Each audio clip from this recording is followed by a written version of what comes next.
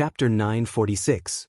The divine power of death was full of momentum. There was nothing it could not kill, nothing it could not destroy. It symbolized the end of all things.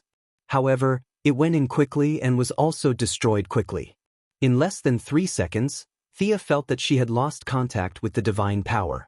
If nothing went wrong, she would be beaten to death by random punches. Many ants could kill an elephant. No matter how strong a single attack was, it would not be able to fight against many enemies.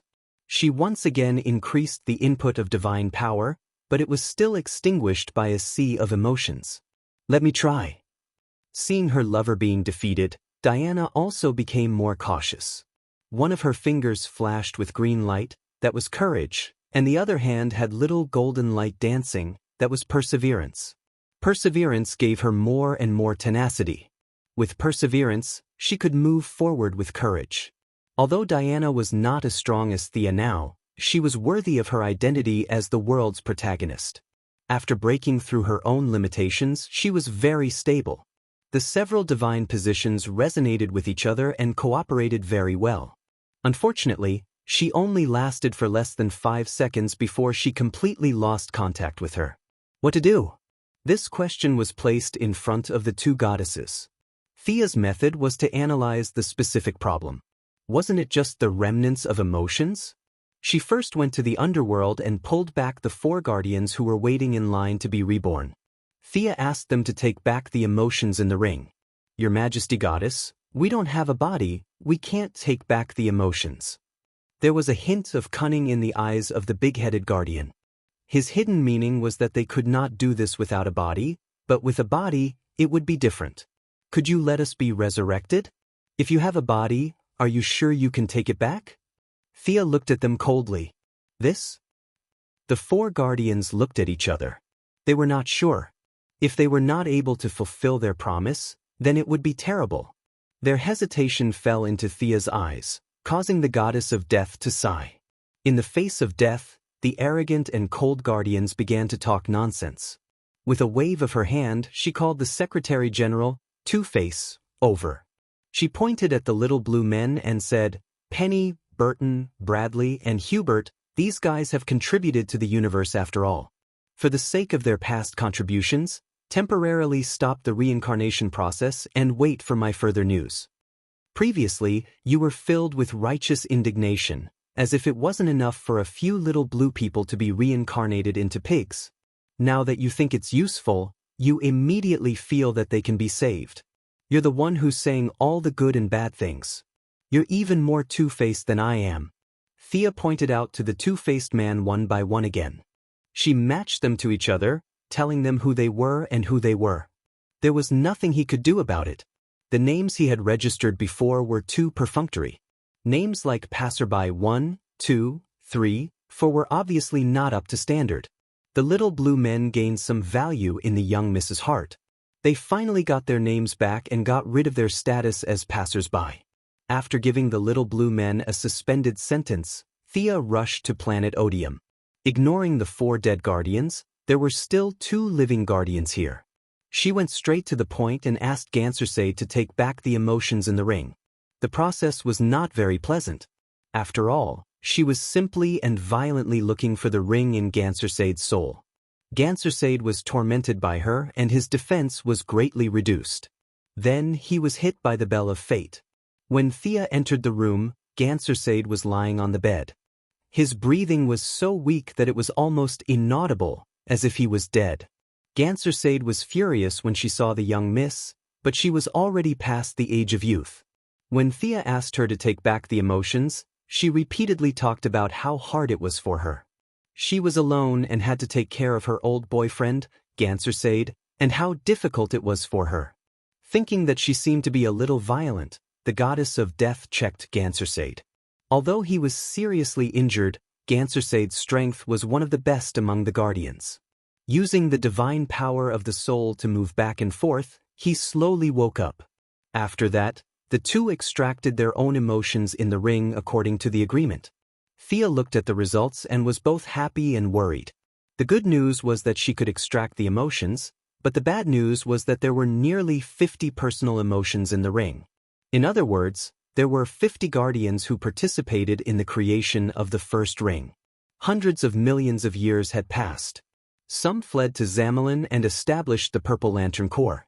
Most of them died in battle, like the 3 who were killed by Raven in the Dark Knight, and Scarface who committed suicide after the Dark Knight, plus the one who merged with the Parallax Monster and was killed by them in Seaside City, and those who were sacrificed in the years before. There were 50 of them, but now she secretly imprisoned one. There were 2 in front of her, 8 guardians of the First Lantern Corps, and only 11 of them were left. The rest were basically dead. If Thea wanted to use this method to completely solve the emotional problem of the ring, the best way was to go back 10 billion years, like the First Lantern Corps, and persuade them to take back their emotions while they were still full. She hesitated for a moment, feeling that the risk was too high. The little blue man's strength was very interesting. At first, he was so strong that he had no friends. Kalana killed Gao Tianzuan and Star Swallowing in seconds. This was an example. After that, he became weaker and weaker. Today, he was reduced to the same level as Superman. Superman squinted his eyes and was speechless. Wearing the ring, the First Lantern Corps in its peak state must be very powerful. If they could seal such a powerful First Lantern, if Thea went back and fought 50 of them, her ending would not be much better than the First Lantern Corps. It was not worth the risk for a dispensable ring. Besides, it was not that there was no other way, it was just more troublesome. Everything would usher in death, and emotions were no exception. Dripping water could penetrate a stone. Divine power could not bear to use it, and it could slowly wear it down with the aura of death. There were plenty of people in the underworld that could be ordered around. After returning to the underworld, she set up a new purification room next to her own giant statue in the Death Temple. The reason she made it public was definitely not to get all people to provide death aura to help her purify the ring. Her explanation was to let the intelligent beings pay their respects here, look at the colorful ring, and remember their lost emotions. Those who were muddle-headed and unconscious could not provide much death aura. Although there were not many who still had their own consciousness in the underworld, the number was huge. After all, there were 52 parallel universes and even more small worlds. Every planet and every world had some outstanding people. This number could be said to be terrifying when accumulated. Countless elites received the order to pay their respects. Although they did not understand the purpose, seeing that they did not lose anything, they did it either for real or for fake reasons. Thea also gave out some benefits at the right time. For example, for those who were sincere, she provided them with some positions in the underworld for them to choose from. Those who were elites in their previous lives were willing to start a new life. Naturally, there were also those who were willing to keep their memories and continue to shine in the underworld. Many people felt that it was a good thing to be able to live forever in this state. For example, the 4 advisors by Thea's side now. Chapter 947. In the end, the 4 little blue men were not sent to reincarnate. Their knowledge was a huge treasure, and reincarnating them would be a waste. Thea read Haruba's life memories, which contained countless secrets of the universe, but this was not everything. The Guardians were not tied together all the time. They each had their own tasks, and Haruba was only responsible for a part of it. In the end, Thea did not let them reincarnate. She used the title of a consultant to protect the 4 little blue men. It was not difficult to make a temporary body. If Circe could do it, it would not be difficult for her. After all, she could not leave the underworld. The 4 little blue men transformed into the first batch of temporary workers in the underworld. Their main job was to give suggestions. After all, Sia's grassroots team still had a lot of problems, and the insiders might automatically overlook some of the work, but these little blue men could look at the problem from an outsider's point of view and find fault with it. The little blue men had bodies and could finally fly again. It was not a good feeling to walk on 2 feet and look up at everyone. They took back the emotions in the ring. In order to show their loyalty, they each took out a part of their memories. With their cooperation, Thea finally saw the complete forging process of the first lamp ring. The Guardians were very strong in the beginning. They easily captured the source of emotions. Unfortunately, eternal life and infinite wisdom prevented them from walking the path of the new gods. Instead, they tried to decipher the mysteries.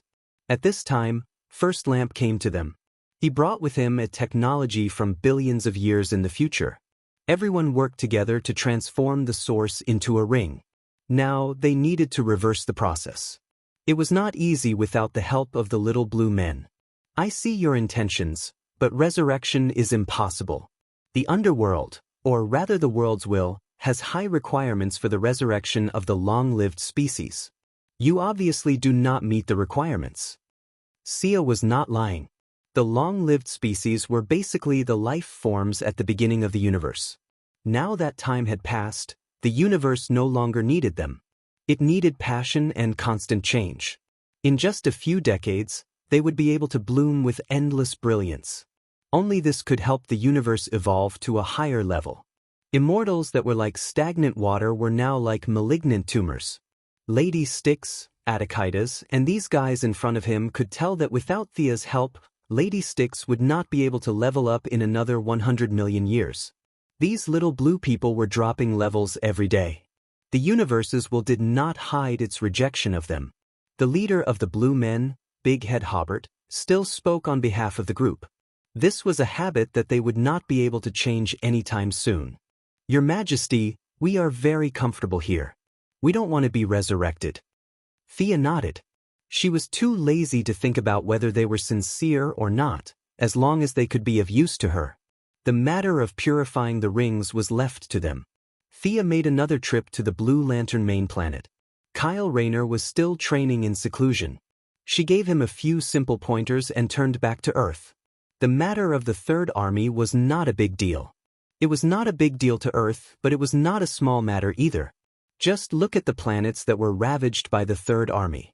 Without Superman and Diana's combat power to kill in the early stages, once the Third Army overflowed, it would be a disaster. Now that the battle was over, the Righteous Alliance was ready to have a meeting to discuss what to do in the future. It was worth mentioning that because Kyle was left on the Blue Lantern main planet, the Green Lantern representative on Earth had changed again. Simon Baz, the Arabian Green Lantern, was sitting nervously in the Green Lantern's exclusive seat.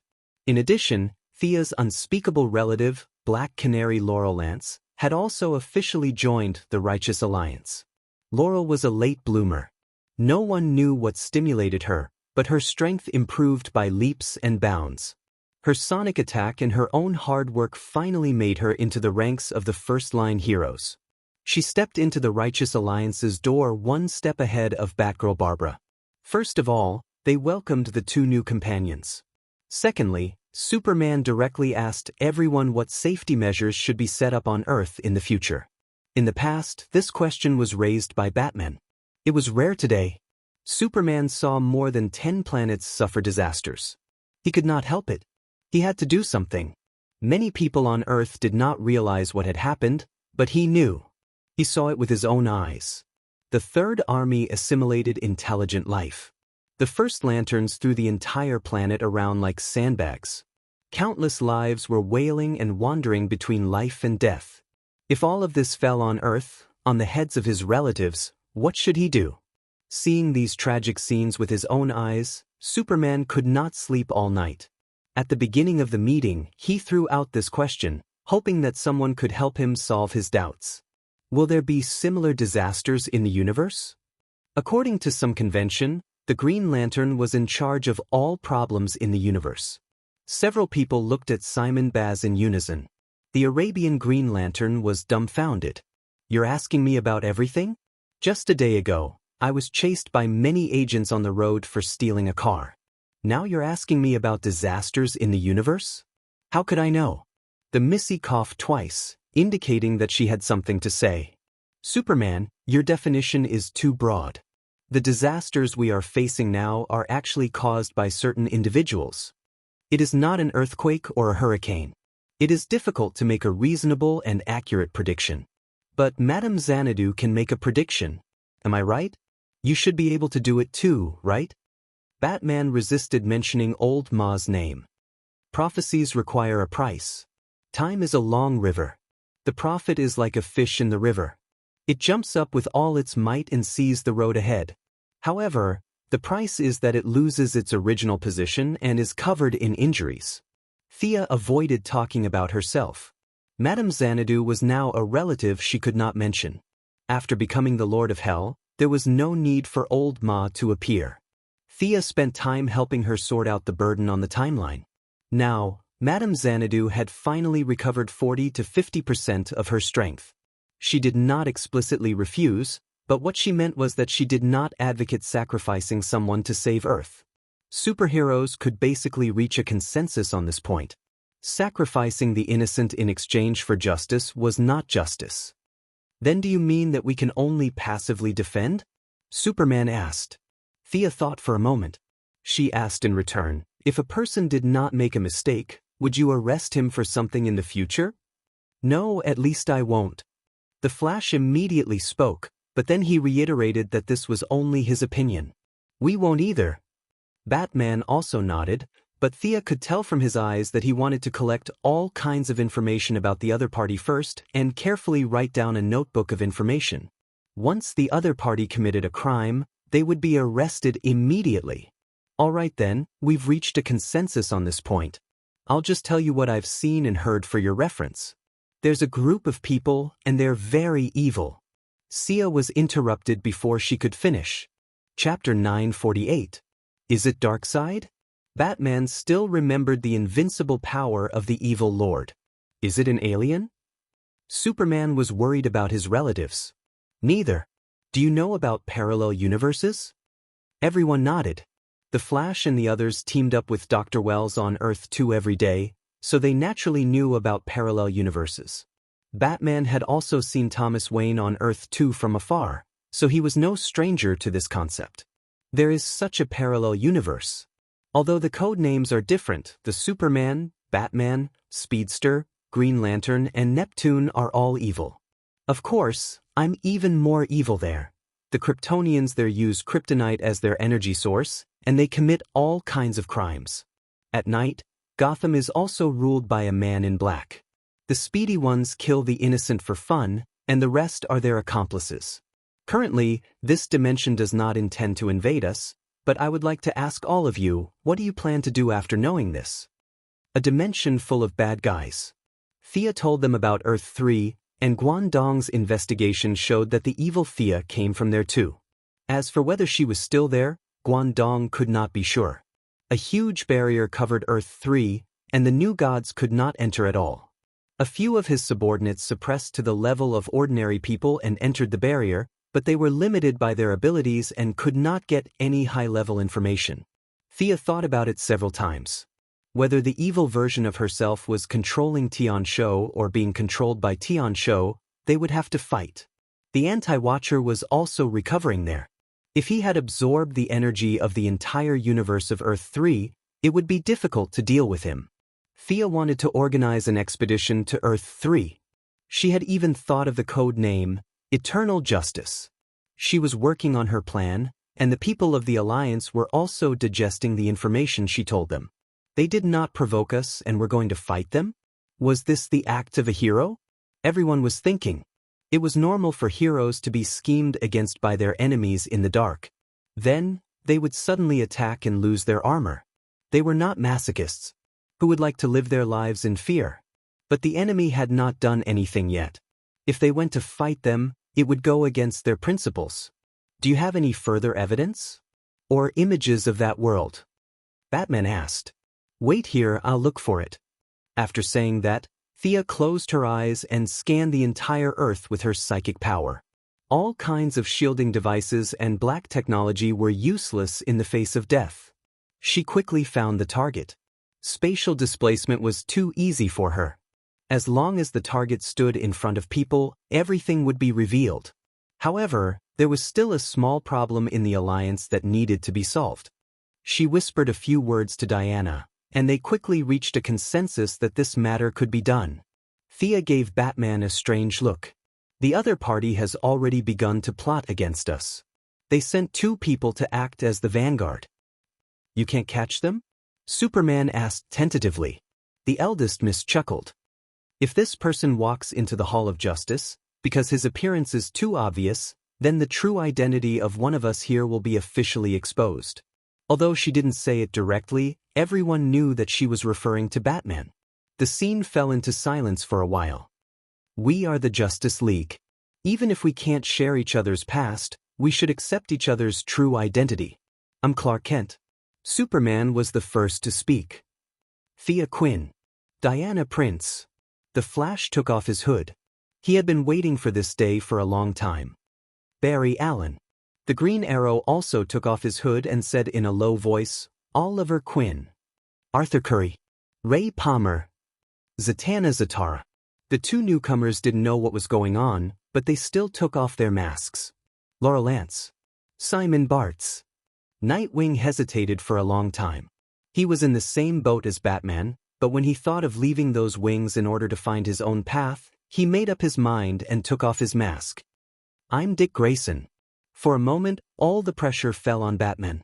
He was a little tired but also a little relaxed. Nightwing had been exposed, so there was no point in hiding. He finally took off his mask. Bruce Wayne. He hadn't seen the sun for a long time, so his face was a little pale. There was enough light in the Hall of Justice. Looking directly at the broken light through the glass, Batman felt a little awkward. In fact, many people knew his true identity. Now, he was just taking off his mask. He quickly adjusted his state of mind. He was very unhappy with Thea forcing him to state his position. He rubbed his forehead. Can you tell me now? Who are the people sent by the evil plane? Thea didn't directly teleport. She looked from afar again. They've gathered a few villains from Earth. Should I directly teleport a leader or pull all of them over? If all of them are pulled over, we have to prepare for battle. Was there a need to say that? Good and evil couldn't coexist. With so many heroes suddenly attacking a bunch of villains, was there anything more satisfying than this? Even the Flash wanted to fight right now. The young mistress clicked her tongue and expressed her appreciation for the heroes' enthusiasm for battle. She motioned for them to put on their masks. With a light tap of her finger, under Zatanna's respectful gaze, she quickly drew countless complicated lines in the air. Prepare to welcome our visitor from afar, Mr. Alfred Penisworth from Earth 3. Hearing her say this, even though Batman had some guesses, he was still very surprised. He thought that it might be the counterpart of someone around him on Earth 3, but he really didn't expect it to be the old butler, Fu. If the other old butlers stood in front of everyone as a bad guy, Bruce Wayne's disguise would indeed be lost. After the Azure teleportation array activated and the light disappeared, the four strangers panicked and found that they were surrounded by people from the Righteous Alliance. Batman immediately saw the old man standing in the middle. He looked exactly the same as the old butler, but his temperament was completely different. The old man's face was pale and he was wearing a purple suit. The more he looked at him, the more familiar he looked. Thea seemed to know what he was thinking and gave him the answer. This Mr. Penisworth killed the clown on their side. Yes, the clown who fought against Batman's tyranny for freedom and democracy. A sense of confusion filled Batman's heart. The other party's evil aura lingered. Just based on his intuition, he felt that the other party was not here to discuss friendly relations and establish a harmonious parallel space. There was nothing to say. Let's fight. The heroes were sharpening their swords and were already prepared. A few villains wouldn't do. It was impossible to make the villains fight to the death without retreating. Even though the evil old butler asked them to charge together, they agreed verbally, but in reality, each of them had their own plans. Giantess, you open the way. Copperhead, you cover. Shadow Stealer, bring up the rear. The evil old butler quickly issued the order. Even though he was in a hopeless situation, he still didn't give up and was still trying to find a chance of survival. Chapter 949. The appearance of the woman called Giganteus could be said to be exaggerated. She had a head full of long, fluffy hair and bulging muscles. She wore a leather vest, and her entire body was filled with a murderous aura. One could not see the gentleness and charm of a woman at all. She looked like a bandit who had taken over a mountain and declared herself king. It was impossible to tell that she was a woman without looking closely. She took a deep breath, and her body expanded rapidly like a balloon. Soon she broke through the human limit and moved toward a height of 5 meters, then 10 meters. Tisk, boring trick. The young lady sneered from a distance. If she was allowed to grow, her hull would be destroyed, and it would cost money to repair it. Considering the issue of justice, it was not convenient to use death magic, but casting a few transformation spells was not difficult for her. Thea was not as proficient in transformation as Circe, but she was definitely good at it. Let's go! Whether it was a technological mutation or a bloodline mutation, with a shrinking spell, the opponent's body returned to the size of a normal person. Laurel, who had just joined the team and was eager to make a contribution, rushed forward with a whip kick. I've collected information about these three guys. The woman is a giant morphing woman who mutated due to a blood disease. Copperhead is good at military combat and jujitsu. There's not much information about the other shadow stealer. He should be a psychic. Batman didn't join the battle, but talked about them from the periphery. Thea interjected halfway, I teleported 5 people here and there's one more. Adam Man, you search for him. Knowing that he had a part to play in the battle, Adam Man quickly shrank and searched for the enemy hiding in the dark. The battle ended quickly, but it couldn't be slow. After all, it was 12 top heroes against 4. Even if Thea and Diana didn't make a move, the villains were beaten to a pulp. Black Canary defeated the giant morphing woman, and Green Arrow also captured Copperhead. The Shadow Stealer was a little more troublesome. He could hide in the enemy's shadow, which was a combination of offense and defense. Zatanna saw the opportunity and released a flash to remove the shadows in the room. Then the flash stunned the enemy with a speed far beyond the enemy's reflexes. The evil old butler didn't have any superpowers. He only carried a pistol with him and was easily taken down by Nightwing. The Atom Man's battle did not go well. The enemy was very cunning and hid several times. In this microscopic world, outsiders could not help much. In the end, it was Superman who found the enemy with his supervision and captured the enemy with the help of the Atom Man. It wasn't hard to tell if a local criminal was an outsider or not. What Batman knew definitely belonged to the locals, and vice versa. That was how authoritative Batman was. Copperhead Snake, Gigantified Woman, and Shadow Stealer were all people who betrayed their own plane's information and acted as accomplices for the sake of benefits. Their actions were greatly despised by the heroes. Thea was in charge of contacting them, and all of them were imprisoned in the Heaven's Eye Society. Let Black Amanda have her way with them. After the accomplices were sent away, the 2 main culprits became the key points. Ray Palmer untied the belt of the original child. It was her shrinking equipment. Without the belt, the original child finally returned to her normal size. She had long brown hair and a pretty face. However, at this time, her eyes were closed and she did not say a word. She seemed to be ready to fight to the death, but the slight trembling of the corners of her mouth showed that she was not calm inside. The evil version of the butler was much calmer. He looked around the Hall of Justice and compared the appearance of the heroes with the images in his memory. Although he had been on Earth for a while, it was the first time he saw the superheroes of this world face to face. A strange sense of confusion lingered in his heart. The completely opposite world made him want to laugh. However, his heart was as hard as stone. He quickly put away his messy thoughts and said to the original child in a cold voice, "Calm down. They are heroes with high moral standards. Our lives are completely guaranteed." After that, he showed a provocative smile, which roughly meant that they could kill him if they could. The people of the Righteous Alliance had a tacit understanding. They gave Batman space. "I can see the struggle in your heart. You have the ability to break the shackles. Why don't you do it?" The evil old butler's voice was somewhat bewitching. He looked at Batman curiously. The people of the Righteous Alliance did not react. If they could be bewitched by a few words, Batman would not be Batman. Thea was even more relieved. Among all the people and gods she had met, Batman's willpower was the best. It did not mean that the stronger the power, the stronger the willpower. It seemed to be inversely proportional. She was a good example. Ghosts, strangers, they all had low willpower. The longer you lived, the lower your willpower. It seemed to be an iron law of this world. Batman looked at the evil old butler curiously. "You don't know me." "Not at all. The one in that evil world should not be me." I thought it was the other me who had fallen. Now it seems that's not the case. He turned to ask Thea. Thea spread her hands indifferently. That world is sealed by a higher power. I can't enter it anymore. Maybe there was an error in the transmission of the information. If you want to know more, magic can help you pry open his mouth. Batman thought about it carefully. No, let me interrogate him alone.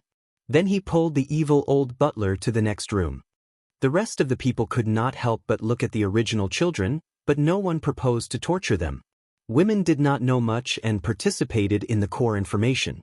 This was the common view nowadays. How many men were there in the heroes and how many women were there? How many men were there in the villains and how many women were there? How many men were there in the big bosses? Were there any women other than Thea? Women were looked down upon in this world, or rather protected. They were basically there as assistants. Except for the Atom Man, who was studying the original children's belts, the rest of the people were either resting or chatting with each other. For example, Olivier and Laurel, who had been lovers in the past, had all kinds of disputes. Now that they were in the same room, Sia felt that the relationship between the two of them was awkward. However, the two of them were chatting and laughing, and their conversation was quite good. Superman and the Flash also talked about the evil Kryptonians and the evil Ultralisks. Batman soon came out. He did not look too good. He took the original children away and interrogated them separately. When he returned to the hall, he took off his mask, put his hands on the table, and organized his words.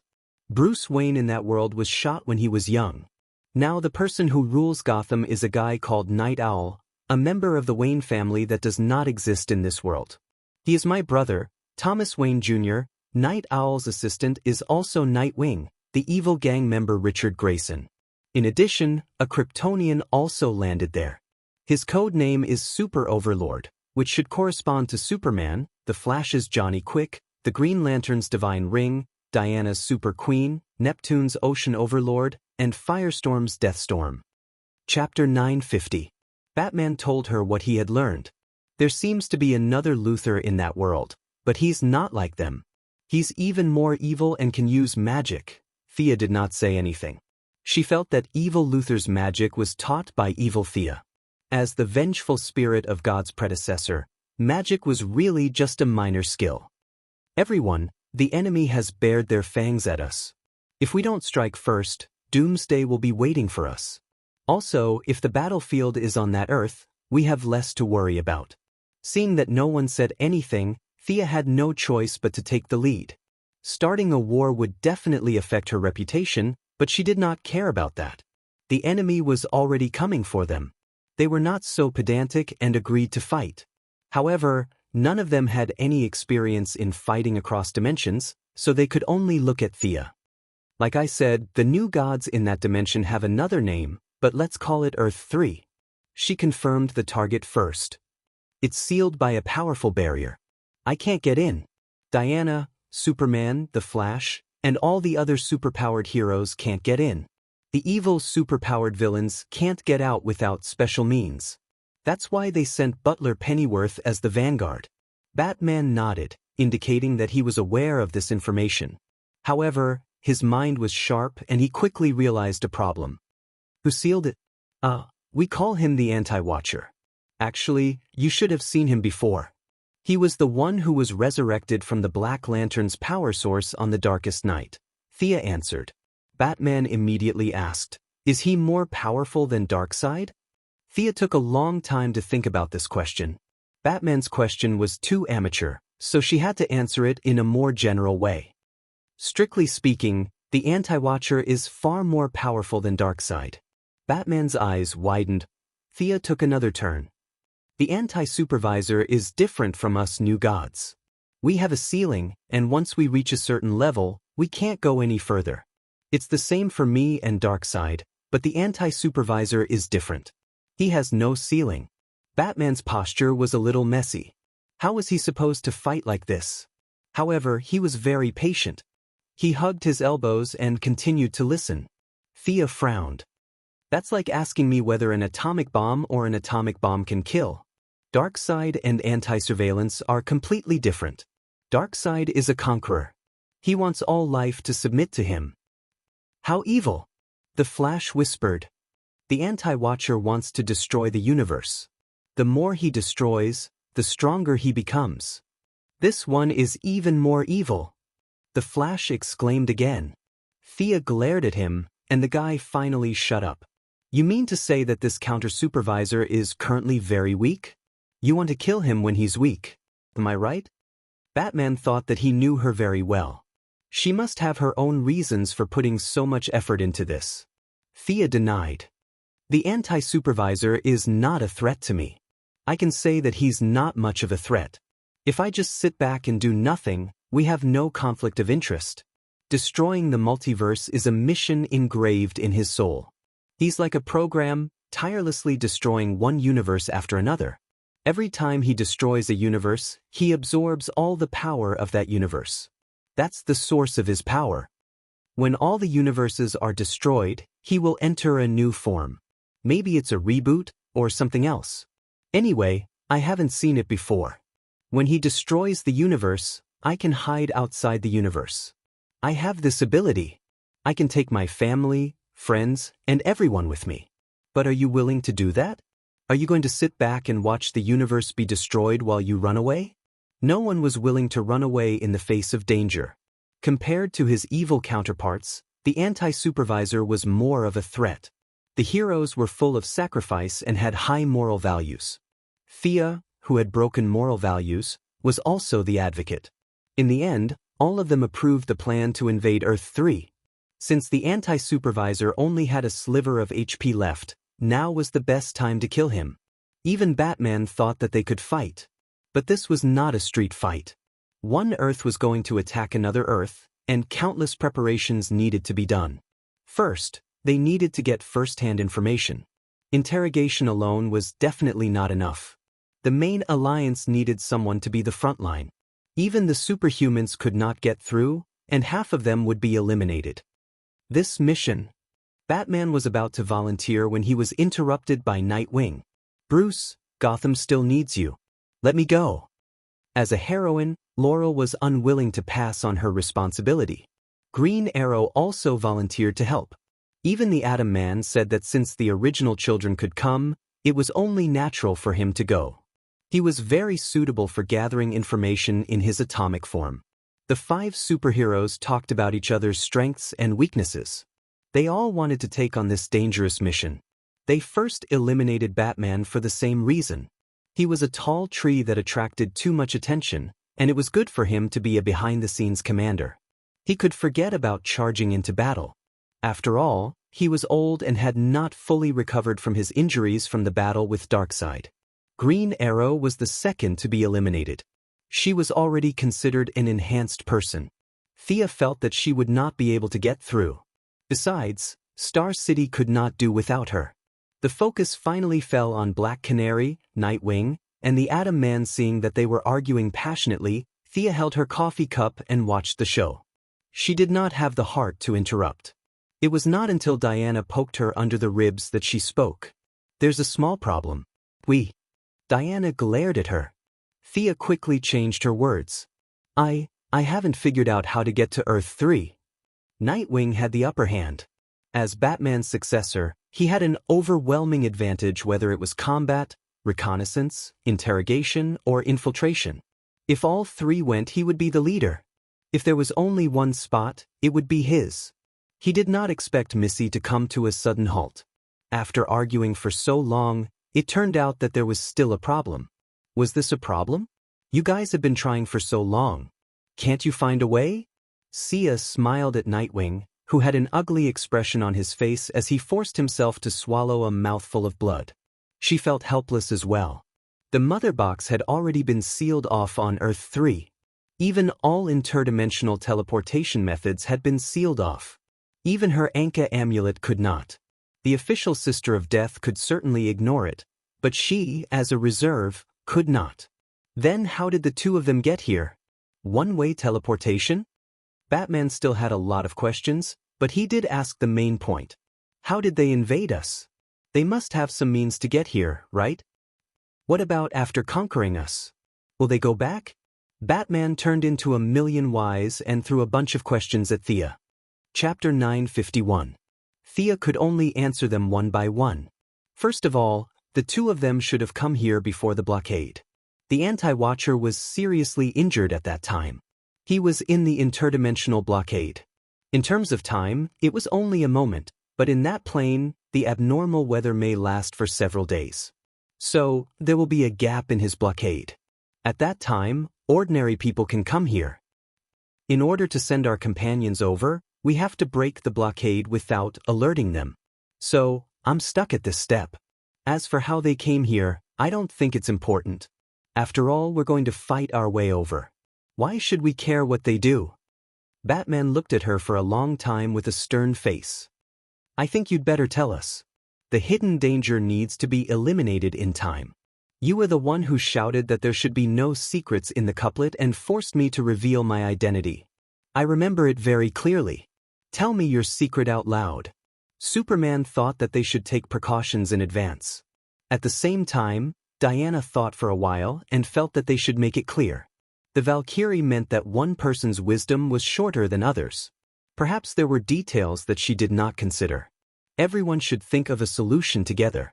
Thea scratched her head. It's very troublesome. It will take a lot of time. I need to find two people. Batman said, Go ahead. I have a lot of time now. The young lady teleported away and returned to the Hall of Justice in less than half an hour. There was a man and a woman beside her. She first introduced the blonde man beside her. Well, many of you may know this gentleman. He is the deputy commander of the Sky's Eye Society, Mr. Steve Trevor. The item we will discuss later is currently in the hands of the Sky's Eye Society. Then she pointed to the woman on the other side. Barry has seen this lady before. She is Ms. Pandora. She has lived alone on Earth for thousands of years. She is a living legend. After that, she signaled Steve to open the box he carried with him. Superheroes had a good reputation. Steve was not worried about the safety here. He opened the metal box he carried with him. Wearing heavy gloves, he took out a dazzling golden skull. Damn it, you didn't tell me. This is what he brought with him. Pandora, who was still a little nervous, quickly pulled out two guns. It seemed that she was ready to fight another non-existent enemy. Thea comforted her and told her that it was safe here. There were no 7 deadly sins or the old wizard. Those were all her obsessions. Steve was also shocked by her. He thought that the woman was going to rob him. He stood in front of the golden skull, but his body did not touch it directly. Everyone in the Righteous Alliance was on their guard. However, they were different from the brats of the young Titans. They had long since passed the age of rashness. All of them were staring at Pandora. This story is a bit long, so I'll keep it short. She pointed at the golden skull, ignoring Batman's probing gaze. Thousands of years ago, this thing fell onto Earth. According to my analysis, its function is to act as a coordinate. There should be something similar on Earth 3. They work together to open a channel. What did you say? Before anyone from the Righteous Alliance could react, Pandora exploded. She pointed at the golden skeleton in disbelief. This thing is a coordinate? Pandora's mental state was much stronger than it was at the same time in the original spacetime. At least, she was no longer entangled in the guilt of releasing the 7 deadly sins. However, she still could not accept that the culprit who caused her thousands of years of suffering was actually a coordinate. Thea also felt that it was ridiculous, but it was the truth. Those guys on Earth 3 were also stupid. Couldn't they have been more low-key when it came to teleporting coordinates? Couldn't they have disguised it as a stone and thrown it over? If they were afraid that the evil old butler could not find it, they could have made a locator or something. If they could teleport across dimensions, how could they not be able to locate it? In the end, these guys made a very flashy and evil golden skull shape. Later on, perhaps because they were too eager and used too much force, they threw it to this side of Earth thousands of years ago. It was seen by the old muddle-headed Shah Zahn, causing Pandora to be the scapegoat of the world. Now, Pandora was sullen in her heart. When she understood the truth of the matter, she was about to vomit. However, serious illness required serious medicine. She still had to make it clear. This thing is just a coordinate. It has no other purpose. I can guarantee that everything that the wizard Shazan said was his subjective imagination. After saying that, she reached out to grab the golden skull. Steve shouted, "Be careful, it will bewitch your mind." Thea acted as if she did not hear him. She grabbed the skull in her hand. It was light and only weighed a few kilograms. The golden skull was one size bigger than a normal human skull, and there seemed to be a very evil red light in its eye sockets. It looked completely evil. No wonder the old Shazan thought that there was something wrong with it. Not only him, but since ancient times, this skull had fallen into the hands of many people. Many of the archmages, especially the evil archmages, had studied it. They all felt that there was a secret in it, but unfortunately, they did not find anything. Such a piece of technological equipment had been studied by a group of evil archmages. Naturally, it was contaminated with a lot of magic. After a long time, it had a bewitching effect on ordinary people. Thea wiped away the magic residue on it. This thing is modeled after the mother box. The specific effects are a little different, but the difference is not big. It is definitely a piece of technological equipment. Batman knew that he could try it. Without saying anything, he picked it up and studied it. After a long time, he said thoughtfully, "The technology here is very advanced. It will be difficult for me to crack it in a short time." Thea clapped her hands. She would leave it to him. It was a little difficult to enter without being noticed by the anti-surveillance team with magic and divine power. Technological equipment should be a good way. Steve saw that the people of the Alliance were looking at the golden skull like beating drums and passing flowers. His face was strange. "Miss Quinn, this thing, Commander Trevor, I will explain to the President. This is just the beginning. We still need to cooperate with several parties in the future." When the President was mentioned, the patriotic old young man Steve was defeated. Pandora knew that they were going to attack Earth 3. Filled with righteous indignation, she said that she would also join the battle and seek justice from the culprits who had harmed her life. Several technological heroes and Batman worked together to study anti-teleportation. Before Thea left, she called Batman again. "Tell Alfred to get ready. I think the Pentagon will most likely send him a message. You want the army to go too? How fresh. We can't just go with the 12 of us, right? There is also a government in that world. Without the cooperation of the military, we can't fight so many enemies. Not only the army, but all the heroes' forces, the International Justice League, the Alliance of Women, the Dark Alliance that Madame Xanadu is forming, the Young Titans, and even the Suicide Squad and the Rogue Gang. I'm going to pull them all." Chapter 952. In fact, the number of people participating in the war is not as many as you think. We can't send all of them. After all, the Earth here still needs to be protected. I can't go to war easily. Diana's power has exceeded the limit of the planet's battle. We don't know if the environment there is suitable for the Kryptonians. The 3 powerful Kryptonians on our side won't go there immediately. The Martian hunter is now focused on the Earth. He won't join the Alliance. He won't go if the enemy doesn't come. Thea explained to him while counting her fingers. In addition, the Green Lantern has no emotional supplement in that universe. There is no energy battery charging there. The Seven Lantern Corps is our important ally, but without emotional motivation, they are not as good as an American soldier. Batman's face fell. 4 of the 7 veterans could not go to war. The Flash was the only one who could fight. You mean to let ordinary superheroes take the lead? No, I'll think about the Seven Lantern Corps later. They have to participate in the war. The environment of the Earth there is not easy to judge. Now it's just a preliminary plan. Everything has to wait for the results of the investigation before it can be confirmed. This is a war, not a fight against street crime. She was not telling the truth. At her current level, she had a vague idea of many things. Besides, she had worn a white lantern before. Many seemingly mysterious matters had their own explanations. Every universe actually had its own operating laws. For example, the current universe was righteous. It had to be righteous. No matter how evil jumped around, it would definitely be defeated in the end. This was the rule of the universe. The 3 laws of the Earth were evil. No matter how hard the righteous tried, they would fail. If there was a large-scale invasion, Thea would have to spend a lot of effort to suppress the will of the world there. This was the main reason why she could not participate in the war in time. However, there was no need to say such things that would affect the world. Leaving Batman to ponder, she returned to the White House. The work of persuading her mother was unusually smooth.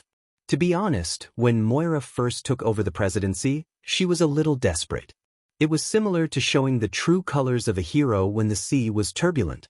However, after the novelty, what was left was countless troubles and all kinds of emergencies. As the president, she was tired of dealing with them. Now that she heard that they were going to fight the enemy outside the country, she fully supported it. Superheroes had to wait for a while to consider moral factors, reputation, and a lot of other issues. As a politician, she did not have these burdens, especially when the enemy had sent an advance team. What else could she say? Fight, fight now, fight now. After communicating with a few important members of Congress, the results were very gratifying. As politicians, they were also under a lot of pressure. They were tortured by all kinds of aliens and bad guys every few days. What could they say now? Could he fight his way out? Support, of course they had to support. The voters did not care about justice. Of course, justice was the best. They only needed to know that they were on the stronger side. The Congress was very easy to convince. As expected, the military encountered some doubts. They did not need to be responsible for the voters, but if there were too many casualties, they might be assassinated by the families of the deceased. This was the bad thing about the proliferation of guns. Doctors and teachers now had to carry guns for work. There was too much social pressure. The generals were very hesitant. At this time, the real and fake Alfred came in handy.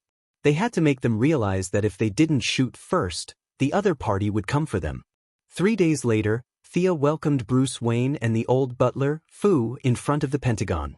Only then did Thea realize that the old butler was not a retired British paratrooper. He was a British secret agent. It belonged to the MI6 and specialized in dealing with external matters. The famous 007 was theoretically the old man's colleague. Thea really wanted to ask if the old man's code name was 006 or 008. Fu came to the United States alone after World War II, under the background of the Great Depression, and lurked in the Wayne family for 40 years. The Wayne family now had few members. Before, they were the most famous of the famous families. Half of the properties in Gotham City were under their name. They were the way banching from head to toe. Sending an elite secret agent like the old butler to do undercover work meant that the British had prepared a big game of chess. Unfortunately, the empire on which the sun never set was a thing of the past. The old butler was not used. After that, because of his connection with the young Bruce, the two of them were like father and son until today. My identity won't cause any misunderstandings, right? Before entering the door, the old butler asked in a low voice. Thea assured the old man that there would be no problem. The relationship between the two countries had changed long ago. You can retire in the Wayne family. The old butler, Fu, was overthinking. The generals did not care at all whether he was a British secret agent or not. Of course, it was also because he was too old. Such an old man, and with Thea and Bruce's face, they could not search him and force him to answer. The military was more pressured than the White House and Congress. If they could not protect the citizens, what was the point of having them? However, in the face of all kinds of sudden disasters, it was useless no matter who was the leader. Louise's father, General Ryan, had been the Minister of Defense for 4 years and was about to have a nervous breakdown. Of course, they liked to fight the enemy, not be beaten by the enemy. Catching the enemy off guard, running into the enemy's house to kill and burn, was there anything happier in life? However, they could not just listen to rumors. They had to weigh the pros and cons, and confirm the authenticity of the information. The evil version of the old butler had been handed over to the Pentagon, and the military had their own methods of interrogation. Now that they saw the kind version of the old butler, the generals could not help but be amazed. It was not that they did not know about the parallel universe, but they had always felt that it was very far away. Now, they finally saw a living person, a bad person who came from the parallel universe and was ready to invade Earth, and a good person who had always been obedient. The two Alfreds had completely different personalities and temperaments, but they were both very capable. There was no doubt about that. After all, they were the top agents of their time, so Alfred could not be too bad. The generals had a rough idea. If the enemy wanted to invade Earth, then they had to fight. It was better to fight early than late. However, they were just support, and the decisive power was still on the side of the heroes. The reconnaissance of the advance troops was very important. Batman continued to study the reverse channel. It was not difficult to open it, but the difficult part was to open it without attracting the enemy's attention. Nightwing's job was to hide and investigate, not to invade. Batman's progress was not that great. Later on, after a discussion with the elders, they added Luthor to the team. His intelligence was not to be underestimated. When he heard that they were going to invade another Earth, Baldy Luthor was very interested and came to help with the rations. Superman emphasized that this was not an invasion, but a battle to defend their home against evil. Luthor scoffed, but he did not argue with the Righteous Alliance. They could call it whatever they wanted.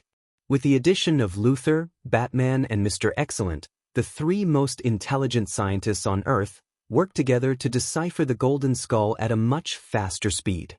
Chapter 953. The anti-decryption work was carried out simultaneously with the mobilization of the military. Thea went to the universe alone to find help. Her sharp bugs could not be sent out to fight alongside the Earthlings.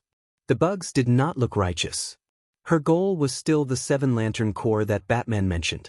Black and White Lantern Corps were actually their troubles. She had helped them a lot, and they had to contribute to the dimensional war. However, the Lantern Corps could not use the Lantern Ring in the parallel universe.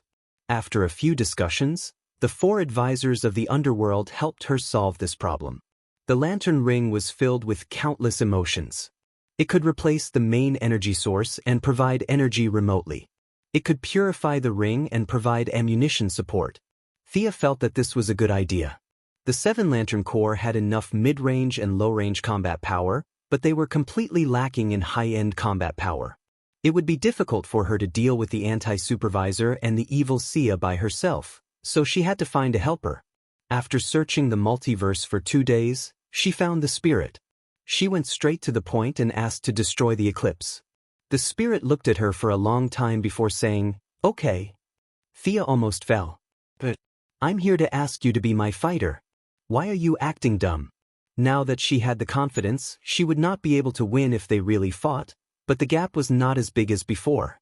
"Are you willing to be my host? I can increase your power infinitely." The Spirit was silent for a long time before suddenly saying this. Thea was stunned. She actually thought about it. She had to admit that this was a very tempting offer. The Spirit was limited by the strength of its host. The stronger the host, the more power it could unleash. If it chose Thea, who was half a level lower than it as a host, it would be invincible. That would be practically invincible in the world. Their strengths were not added together, but multiplied together. By then, Darkseid and the Eclipse would not be a match at all. Thea's eyes were full of splendor. If she could merge with the Spirit, she would not be afraid of Lucifer, the Son of God. Unfortunately, the power did not belong to her. It belonged to God. Sia didn't have much ambition. She wouldn't stand on the road and shout, "Heaven doesn't cover my eyes, earth doesn't bury my heart." She just wanted to be herself. The road ahead was vast, but it was not a dead end. There was no need to walk the path of God. She sighed, her eyes full of regret. "I'm sorry, I just want to be myself. Let's talk about the heavenly eclipse." Ghost was still expressionless. He seemed to know that she would refuse, so he quickly changed the topic to Xianxia. "How are you going to deal with him?" Thea really wanted to say, "You go up and fight while I take advantage of you from behind." However, she also knew that this was not appropriate. The Spirit Boss just didn't want to talk nonsense. She wasn't stupid. She had done a lot of homework in advance, but she still wanted to know what kind of existence the heavenly eclipse was. Does he have any weaknesses? Xianxia is the vengeful spirit of God. He is my predecessor. In his current state, he cannot use his full strength. Seeing that Ghost was about to reveal something, Missy immediately asked, "Why?" "His true body is still sealed in the heart of darkness." "Who sealed it?" Thea was instantly speechless. However, she also cursed in her heart. The boss was very powerful, but his sealing skills were probably not up to standard. The seal was so weak.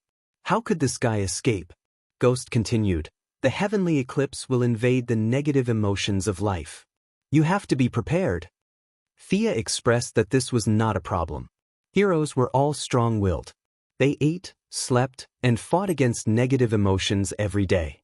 If the heavenly eclipse only had this ability, he would not be far from death.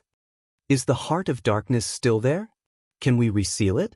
Missy was too lazy to gnaw on a hard bone. This was not a game. There was no drop from the first kill. It was dangerous and tiring. She really did not want to fight. If they could reseal it, it would be much easier. However, she also knew that it was not that easy. Sure enough, Ghost spoke again. "The heart of darkness is the heavenly eclipse. They are already one." Thea frowned. Did this guy mean that the seal would not work? The heavenly eclipse was sealed in the stone by Boss God. He could not escape, so he used a stupid method to turn the stone into a part of himself. She had to admit that this guy was very smart. What is the heart of darkness made of? Is there more in the universe? She continued to ask. How big of a deal is it? If it corrodes the small stone, we will find a bigger stone to seal it in. We will seal both the heavenly eclipse and the small stone together. If he continues to corrode, we'll just have to find an even bigger rock. We will have enough stones. Let's see who can outlast the other. Ghost's eyes were filled with uncertainty. The heart of darkness is a supreme creation. It will not be left in this world. I advise you to give up on this plan. As long as it is separated from the host and no life forms come into contact with it, it will be fine. Thea had reservations about his words. If it was really a special stone, how could it be corroded from the inside by the heavenly eclipse? Putting herself in his shoes, God was so busy. He probably did not care about the heavenly eclipse. He casually took a stone and sealed it. Done. Ghost's plan was not a plan at all. Just separate the heavenly eclipse from the host and bury the heart of darkness in a hole. That was it? Whoever picked up the heart of darkness in the future would be unlucky. All the heroes gathered again and summoned great god Xia again. They formed a team and started fighting again? Fight every century until the end of the world. It had to be said that this cycle was too boring. She asked Ghost a few more questions, but he did not provide much information. However, Thea could tell that this guy had been fighting the heavenly eclipse for countless years. He won more than he lost. Ghost was very confident in the battle between the previous and the current. Thea felt that he had too few opponents of the same level. He had nothing better to do. After 100 years, he would turn a blind eye and let the heavenly eclipse possess him. After that, he would have his fun. She was relieved to leave the heavenly eclipse to Ghost. However, she estimated that the anti-supervisor would appear at the critical moment, so she had to find a helper. Parallel universe. According to the non-famous division, this should be Earth 10, which could also be called Earth X. Because Karl Air landed in Czechoslovakia, Germany won World War II, and history changed beyond recognition. However, in the mother box of the new gods, this was not the division. They had their own way of naming. Countless apocalypse demons descended on this universe. Because they were afraid of a certain big boss from Earth, they went around Earth and went far away. Pooh! The Great Plains wolf killed the resistance with an axe. He wiped the blood splattered on his face and enjoyed the enemy's hateful gaze. This was not because he was despicable.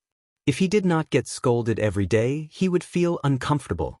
It was because the divine position required him to do so. Create hatred and absorb hatred. Hatred was the source of the Great Plains wolf's power. Chapter 954. The battle on Earth, the battle on the Apocalypse Star, the battle in Hell, and so on had caused the Wasteland wolf's divine power to reach rock bottom. In order not to drag Nephew Gu down, or to prove that he was still useful, he seized every minute to stir up trouble. The more hatred he accumulated, the faster he recovered. The continuous battles gave him a vague understanding. He seemed to have touched the position of the god of fear very vaguely. In order to become stronger, he waved his big axe vigorously. He didn't need the help of the soldiers. He killed the people who resisted with his axe, leaving corpses everywhere and blood flowing like a river. He wiped the blood off his face. The bloody slaughter was very satisfying. It cleared his mind and restored his confidence. Apart from those cheats, he was still the wasteland wolf who dominated the world. He bent his knees slightly and held his axe with one hand. He clenched his other hand into a fist and punched his chest. He howled to vent his frustrations. Halfway through his shout, he saw a portal open beside him. A beautiful goddess dressed in black appeared beside him, looking at him curiously with her spirited eyes, as if he was a retard. The wasteland wolf felt his breath catch in his throat. He almost vomited blood. He wanted to turn around and curse, or even fight, but he didn't dare. He could only stay on guard with an ugly expression. By the way, are you practicing martial arts here? Thea looked at the corpses on the ground that the wasteland wolf chopped up like melons. These creatures were hairy and looked like spiders on earth. However, they had 4 legs, long fangs and hairy legs. They had nothing to do with beauty. She pursed her lips. With such ugly looks, the heroes on Earth probably wouldn't come here to seek justice. This world still cared about appearances. I have something to discuss with Darkseid. Help me ask him out. She sounded like she was talking about something trivial. The wasteland wolf didn't dare to agree on his boss's behalf, but he couldn't refuse. He could only say that he could pass the message. This was considered safe. Whether Darkseid agreed or not, she couldn't eat him. He wanted to know more. The goddess of death was willing to work with the evil lord. There must be a huge benefit behind this. Seeing that Thea didn't show any hostility, he quickly thought about it. He wanted to know more. What do you want to talk about? He asked in a strict manner. The anti-life equation. Thea's words were shocking. As the oldest new deity, the wasteland wolf's strength was a bit weak, but his knowledge was not ordinary. If it was a great warlock, the kindly grandmother and the others most likely wouldn't know what the anti-life equation was, but he knew. You actually know about this? Do you know where it is? He asked anxiously. Thea smiled faintly. But, do you want to snatch it too? Her words were vague, but the meaning behind them was the same. You're not worthy. The anti-life equation is also very useful to you, right? Why don't you keep it for yourself? The Great Plains wolf put himself in his shoes. If he knew this news, he would definitely snatch it without a second thought. Firstly, that thing is too dangerous. Secondly, it's too dark and doesn't fit my path. Sia was telling the truth. She really did not want to touch the anti-life equation.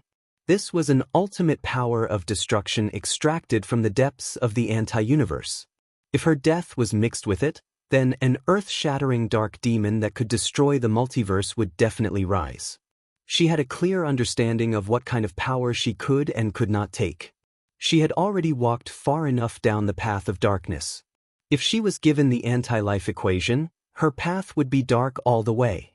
In order not to lose herself, it was better to take back some of it. Her goal was to obtain the anti-life equation that was filled with positive energy. It was not easy to obtain the anti-life equation. Even if she obtained it, Darkseid was not compatible with it. The slightest mistake could lead to a tragedy. She would just let Uncle to study it. I know Darkseid is worried. Tell him we can meet in hell. Thea teleported away after she finished speaking. After learning this earth-shattering news that could change the balance of power in the multiverse, the Great Plains wolf could not be bothered to kill anyone. He excitedly opened the mother box and returned to Revelation Star.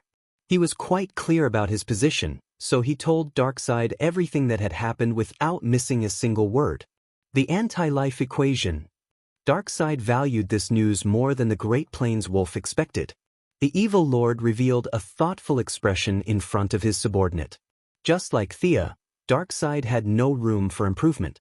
He studied the experiences of his predecessors and compared them in an attempt to find his own path of development. In the original timeline, Darkseid had his eyes on the god of death, but he had not made any progress. In the end, he gritted his teeth and plotted to kill himself so that he could cultivate again and be resurrected. However, he had not made any progress. In this timeline, he would not do such a thing again. He did not have many choices, and the anti-life equation had always been at the top of his list. However, ordinary people had never heard of such a creation of the laws of the universe. There was also no forum specially designed for the big shots for them to communicate and consult, chat, and exchange what they needed. A few of the big shots were holed up in their own places. Who knew who had the life-reversing equation? Unless Darkseid was strong enough to subdue all 8 regions in the god's domain. Of course, this was impossible. Other things aside, he could not even defeat the supreme ruler of hell, Lucifer. He was no match for him. For the sake of the anti-life equation, he was prepared to attend the meeting. Your Majesty, the goddess thinks that the equation is very dangerous. Shouldn't you be more careful? The Great Plains wolf had calmed down. He looked at the anti-life equation with caution. He felt that his boss was a little reckless. Was power more important than life? Darkseid waved his hand, indicating that there was no need to say more. Of course, he knew the danger. The two paths were completely different. The anti-life equation was suitable for the anti-watchers, so it was not suitable for him. However, he had no choice but to take a look at it first. However, there was no need to discuss this with his subordinates. He sent the Great Plains wolf to be the vanguard. He did not dare to go to a place like hell with his main body. Thea probably did not dare to go there either. Choosing to meet here was very suitable. Even if they did not come to an agreement, they would not fight. The boss of hell was too strong. The Great Plains wolf rushed to hell alone. This was an unofficial meeting between the bosses of hell and the Apocalypse Star, so they still had to keep it a secret. The aura of hell was chaotic, and the air was extremely hot. Even a new god like the Great Plains wolf felt uncomfortable here. According to their previous agreement, he crushed a talisman to inform the other party that he had arrived. Not long after, the blood-red portal opened, and an extremely gorgeous female demon walked out while stroking her hair coquettishly. Chapter 955. The female demon was extremely beautiful. She sized up the wasteland wolf playfully, her gaze sweeping across his chest and arm muscles. She giggled and said, "Welcome to hell, commander of the Apocalypse Star. I am Macanthus, the lord of the city of the dead." The wasteland wolf couldn't help but take another look. She had a name and a territory. This was a great demon. She didn't seem very strong. Her thin waist wasn't even as thick as his arm. However, he didn't underestimate the female demon. When it came to scheming, no one would dare to say they were the best. Moreover, this was hell. With the blessing of hell's will, one's combat power would increase exponentially. One couldn't just look at the surface. He said in a muffled voice, "Where are we meeting? Are you from the goddess of death?" Macanthus didn't admit or deny it. He tacitly agreed. The underworld was starting to add sand to hell. The wasteland wolf was impressed by the beautiful lady's ability to scheme. The Apocalypse Star was not afraid of hell, but even the villains were divided into factions. Demons were greedy and could not be killed. Darkseid had once publicly declared that he hated demons, especially those who were ranked at the top of the Apocalypse Star. The meeting place isn't far from here. It's the territory of the eldest son of the 3 palaces, the black gold flame emissary, Belial. Macanthus opened another portal. The wasteland wolf checked that there were no problems and walked in as well. The meeting place wasn't big. It was just a small palace. Although the underworld and the 3 palaces had fought, the demons only cared about benefits. After a few negotiations, they had formed a tacit understanding with the eldest son of the 3 palaces. It was very cliché to help the older brother deal with the younger brother. Macanthus was now the channel between the 2 sides. He was doing well with money and power. The wasteland wolf checked the meeting place. There were no problems, no ambushes, no traps. Actually, there was nothing to be afraid of even if there was an ambush. The boss would definitely come with a projection. If a projection was destroyed, it wouldn't affect the main body at all. As for himself, the wasteland wolf knew very well that Thea wouldn't spend so much effort to trick him. He didn't have that status. The wasteland wolf and Macanthus sent out signals at the same time. In less than 10 minutes, Thea and Darkseid's projections appeared in the room. Like a servant, Mechanthet bowed and withdrew, causing Darkseid to give him a second look. This was a great demon that had been transformed from a human. His combat power was ordinary, but the aura of hell was not weak. This meant that he was favored by the will of hell. The evil lord quickly retracted his gaze. His voice was as heavy as a giant hammer, and his words were like thunder. Who has the anti-life equation? Anti-Watcher. Where is the anti-monitor? Most likely in the antimatter universe. You want to attack the antimatter universe? Their conversation was concise and comprehensive, with questions and answers, testing each other's bottom line. For example, Darkseid knew that Xia did know about the anti-life equation and did not lie to him. No matter what the final result was, at least this trip was not in vain. Thea had also confirmed Darkseid's desire for the anti-life equation, to the point that he was determined to get it. Now, the two of them had a basis for cooperation. The Anti-Watcher has just revived. Darkseid nodded.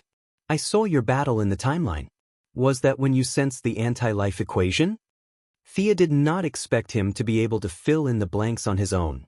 She immediately admitted it. Yes, it was then. That power that can destroy everything is really terrifying. We still have a chance now. The Anti-Monitor is very weak. If he destroys a few more parallel universes, his strength will change drastically. By then, we won't be his match at all. The other party had something they needed. Before he recovered his strength, they could kill him together and happily split the spoils. This was something that Darkseid did not feel pressured at all. However, he wanted to know what role Thea played in this matter. What could she gain by putting in so much effort? Would she be prepared to benefit from the fight between the Snipe and the Clam? What can you gain from this? Not only did he want to know, but he also asked. Thea's expression was calm. She reached out and snapped her fingers. There was a flash of light, and the image of a woman appeared. Who was this? Darkseid took a closer look and realized that this was Thea's counterpart. He despised her in his heart. She was a new god that had ascended from the material world. She actually had a counterpart. He did not have such trouble. There was only one Darkseid in the entire universe. But Darkseid's eyes could look directly at the source of matter. That was the Omega effect. He used a little of the Omega effect to trace the source and immediately found something strange. The woman in the image was very powerful. She was so strong that he felt a little uneasy. Could he beat her? Was the counterpart of the goddess of death this powerful? This was too illogical. Was she the daughter of the creator? Darkseid thought too much when he thought about how Thea had reached her current level in just a few years. Could it be that they were essentially the same entity, a higher-level being who had separated for some reason? Now, she wanted to regain the lost part of her origin. Was that why she was not interested in the anti-life equation? The more he thought about it, the more it made sense. In fact, the Great Plains Wolf was not the only one who was unhappy. Darkseid was also under great pressure. At the rate Thea was leveling up, it would only take a few years for her to catch up to him. This was a huge blow to Darkseid's confidence. If she had descended from a higher plane, then everything would make sense. It was not inconceivable for a powerful being to experience life. As for whether she had gone too far or was part of the game, Darkseid did not want to know. Thea did not know what Darkseid was thinking. She waited quietly for the result. You want to get rid of your counterpart, and I'll deal with the Anti-Watcher. Is that right? Darkseid wanted to confirm. The two of them would fight on their own without interfering with each other. This would prevent the other from attacking, and it would be easier to collect the spoils after the battle. This was the ideal situation. That's right. As long as the Anti-Watcher appears, he'll be yours. Of course, if you can't beat him, I can help, but you'll need to increase your leverage. What if he runs away? Darkseid was not sure how confident he was in defeating the Anti-Watcher. Considering his current pitiful state, he was still confident. However, if the Anti-Watcher ran away, it would be troublesome. Darkseid's large body showed that he was not good at speed. At least, he was not good at speed among those of the same level. I can stabilize time and space. He won't be able to run away. Thea felt that she had to do something while watching the two bad guys fight to the death. This mission of stabilizing time and space was not bad, so she immediately took it on herself. As for the evil world's consciousness, it had little influence on Darkseid and the Anti-Watcher. Besides, it was hard to say whether Darkseid or the Anti-Watcher was more evil. Chapter 956. Darkseid felt that Thea's task was too easy and unfair to him, but he suppressed his displeasure when he thought about the importance of the anti-life equation.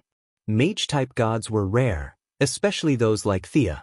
Her understanding of space and time was far greater than Darkseid's. If she could seal the space, she would definitely be able to prevent him from escaping. If she turned hostile after the battle and refused to let him leave, Darkseid was not worried at all. He was strong enough to break through all space barriers. If worse came to worst, he could flip a table and shatter a planet. He had no qualms about doing so. There was definitely a risk, and it was not a small one. However, after thinking about it for a long time, he felt that it was not a big problem. He nodded and agreed. Okay, I agree. After discussing the details of the cooperation, the two gods disappeared from Hell. There were too many powerful beings in Hell, so it was best to stay away from them. Sky Eclipse was left to the Ghost, Anti-Surveillance was left to Darkseid, and the rest had their own opponents. As for the terrifying Luther from Earth 3, he was a retard and was not worth the effort. After counting the enemies and matching them up, she found that the arrangement was very good. The young lady basically had nothing to do in this battle. At most, she would help out when someone was in danger. However, she did not slack off. It was always right to be prepared. She had discovered a problem when she fought First Light the last time. Her instant death attack lacked a surprise attack. Unlike the Black Death Emperor, who could easily wipe out a large number of enemies, she needed to prepare a few seconds in advance. This problem was not obvious when dealing with low-level enemies, but it was very frustrating when dealing with enemies of the same level. They were not blind, so they could always dodge. No matter how powerful an instant death attack was, it was useless if it could not hit the enemy. She needed a way to kill the enemy without drawing her sword. Improving one's level was the most effective way, but unfortunately, she did not have the time. Her foundation was already weak, and she lacked further enlightenment. This path was useless. Her mind wandered, and she quickly came up with a solution that was not a solution. After returning to Hell, she mobilized a large amount of human and material resources to create a scabbard in the place where the aura of death was the thickest. She had originally planned to make a scabbard where she could place the Night Sky Sword to absorb the aura of death. Then, she could take it out and kill the enemy with one strike. Unfortunately, it did not match her style. Her long sleeves were fluttering in the wind, and she was carrying a sword sheath on her back. It was very eye-catching and beautiful. Now that she was carrying a cloak and a long robe, it was neither fish nor fowl. She could only compress it further and turn it into a sword sheath. Their effects were about the same, but the only problem was their durability. The death energy provided by the sword sheath might be able to launch 3 sure-kill attacks, but the scabbard could only provide 2. However, she reckoned that this should be enough.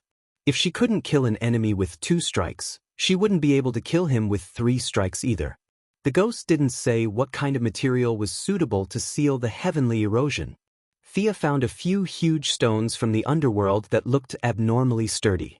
They were also resistant to high pressure, corrosion, and magic. She kept them in her space as backup. Maybe one of them would come in handy. His daily research on the two-dimensional world was still fruitless. His spiritual feelers entered that world, and then what happened? Thea didn't know what to do either. She didn't have anyone to refer to, and it was a very painful thing to think about. In order not to affect Diana's future development, she did not tell her lover and could only think about it on her own. In the end, she couldn't figure it out. She decided to find someone to ask. Lucifer was impossible. This son of God was a god in his own world. He wouldn't come out even if the universe exploded.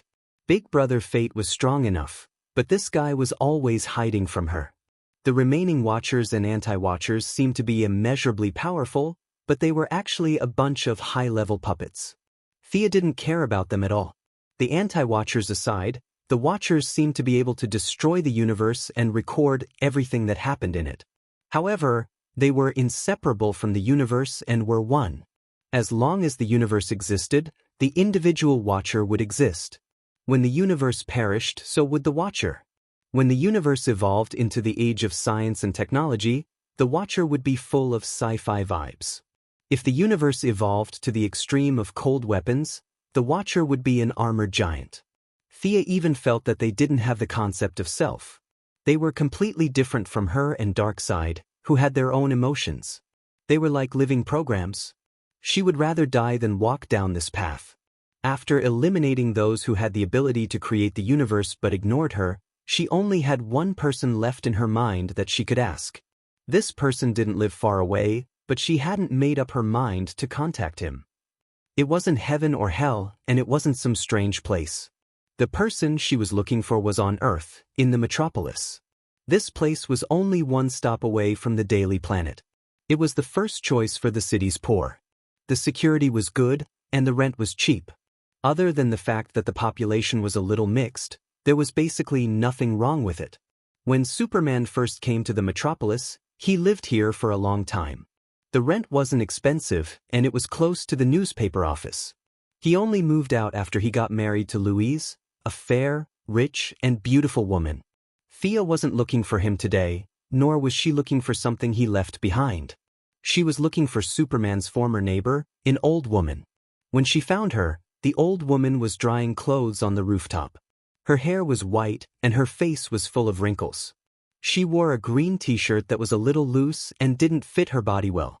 When the old woman turned around and saw Thea, she was shocked. Even if she didn't dress up, Thea's clothes were still of the best quality. Although this area wasn't considered a slum, no one would wear such expensive clothes. "Do you need something from me?" the old woman said hesitantly. Thea looked at her from head to toe and seemed to be relieved. "I know you, the princess of the fifth dimension. Don't you have any power now?" After her biggest secret was exposed, the old woman was shocked at first. Then she became calm as if she had accepted her fate. She chuckled as if she was mocking herself. She wiped her hands with a towel. Since the other party knew her true identity, she was not afraid.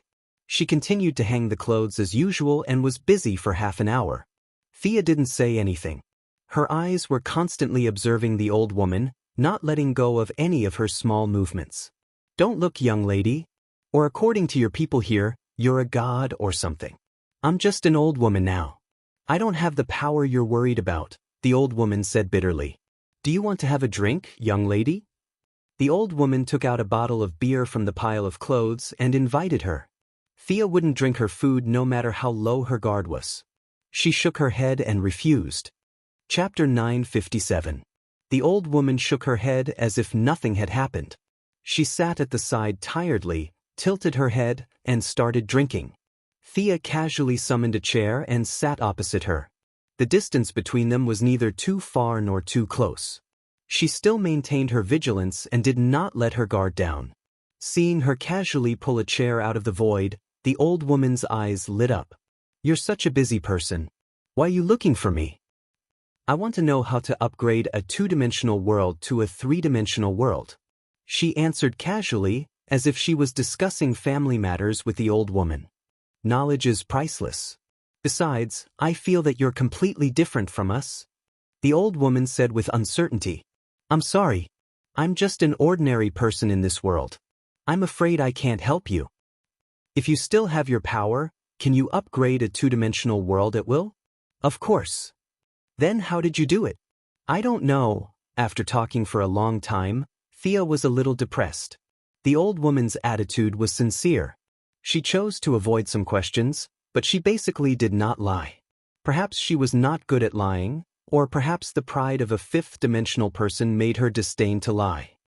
"I really don't know how to describe this process in your language." The old woman held it in for a long time as if she was constipated. She could not think of a word even after racking her brains. The old woman was not a top student. Her intelligence was average. Even her English sounded like a country bumpkin. Forget about French or Chinese, she did not know how to speak at all. The vocabulary of the English language was too small. Sia was confused by the few strange words that were repeated over and over again. I'll let you see my memories. Maybe it will help you, the old woman said. Thea was silent for a long time. She could not accept this gift without a reason. This was related to her bottom line, the trade deity position, and even karma. She had to ask clearly, "What do I need to do?" The old woman was also silent for a few minutes. "You need to hear my story." Damn. Thea cursed silently. Listening to her story was tantamount to karma. Of course, according to the logic of the fifth-dimensional people, she had entered the story of the fifth-dimensional princess. She was not the silly Superman from the original space-time. For the sake of a two-dimensional world, should he get involved in this mess? She asked tentatively, "How was your power compared to mine when you still had it?" The old woman glanced at Thea. The disdain in her eyes was concealed, but Thea could still see it. "You're thinking too much. To us, the main character of the story is someone else. Everything has already happened and is destined. You're just a dispensable participant."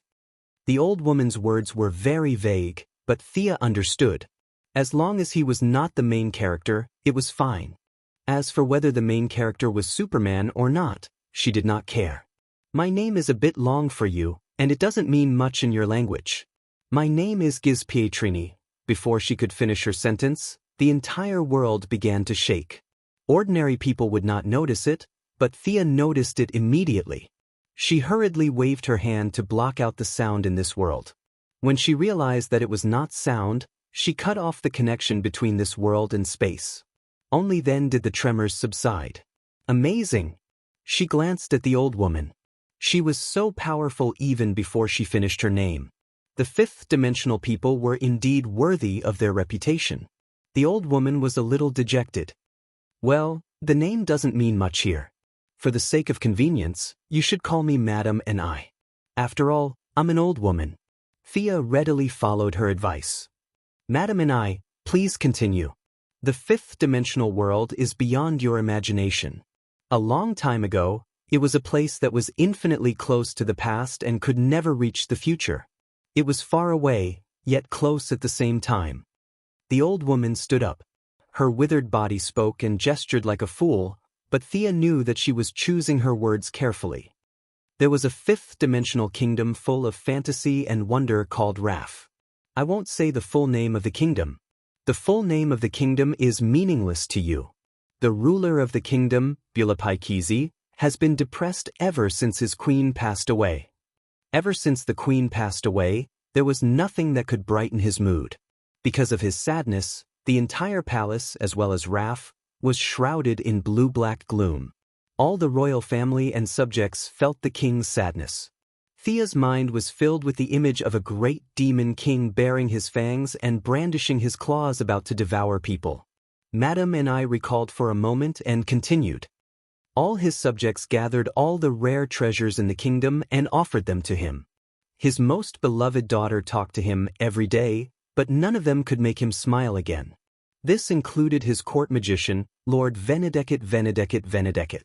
He conjured up rigid procedures, dull concepts, noisy rules, and pale examples. All of these made the king sleepy. Thea pursed her lips and did not say anything. This old woman's story was not objective at all. This so-called court magician was described as worthless by her. It was obvious that there was a personal factor at play. Until one day, the old woman's eyes were filled with vigor. A young man came to the palace. Although he was dressed shabbily, he had an extraordinary presence. His charming smile seemed to be able to make the stars blink. Thea rolled her beautiful eyes. Sure enough, the story developed as she expected. The old woman's eyes were intoxicated as she said, "The charming young man is guaranteed to make the king laugh. The court magician, Windicott Wilkes, is very disdainful. What is that young man's name?" Thea asked. "Thea, you can think about it." The old woman's affectionate voice gave Thea goosebumps. If he remembered correctly, this guy was the #1 troublemaker in the DC universe. The young mistress insincerely praised a few words like good name and so on. The old woman continued, "The enigmatic Pietrico did not play with those traditional tricks. He took off his hat and pulled out a projection of the universe, a curled-up multiverse. He was like an energetic, tireless elf. He played those people in the universe in circles and finally welcomed the king's laughter. Thea knew very well that this so-called amusing king was the story of the troublemaker and Superman. Superman was turned into a boss in a dungeon, and the troublemaker's various strange ideas and Superman's quick-witted responses. From a bystander's point of view, this story was indeed quite amusing. Then you too fell in love? With Mr. Venedeket? Thea felt that the old woman's taste was quite good if she could fall in love with a super joker. Chapter 958. Yes, our love spread throughout the kingdom and finally aroused the wrath of the jealous. The court magician, Windecott. He launched a desperate revenge and stole the kingdom's divine weapon, the fantasy machine, the nihility treasure robe, and the multi-trillion blade spear. Madame Ni's eyes glowed fiercely, her hands spread out like chicken claws, as if she wanted to strangle the court magician. He put on the nihility treasure robe and sneaked into the palace, wanting to kill Pietrico of the Enigma. However, fate played a trick on him. He saw the bowler hat that Pietrico of the Enigma often wore, so he raised the multi-trillion blade spear and stabbed it. I didn't expect that the one wearing the bowler hat that day was His Majesty the King. Even the mighty king couldn't withstand the attack of the multi-billion blade spear.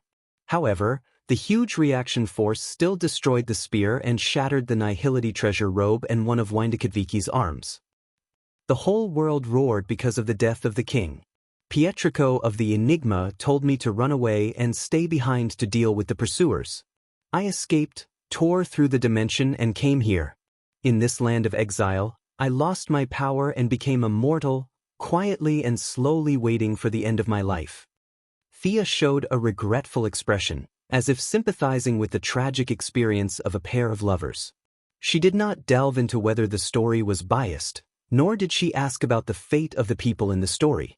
Fate was fate, and the fifth dimension was the fifth dimension. She only wanted some high-level knowledge to broaden her horizons.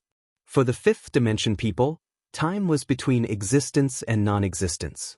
The story of Superman and the troublemaker had not happened to Superman and Thea, but from the perspective of the fifth dimension people, it was actually something that happened many years ago.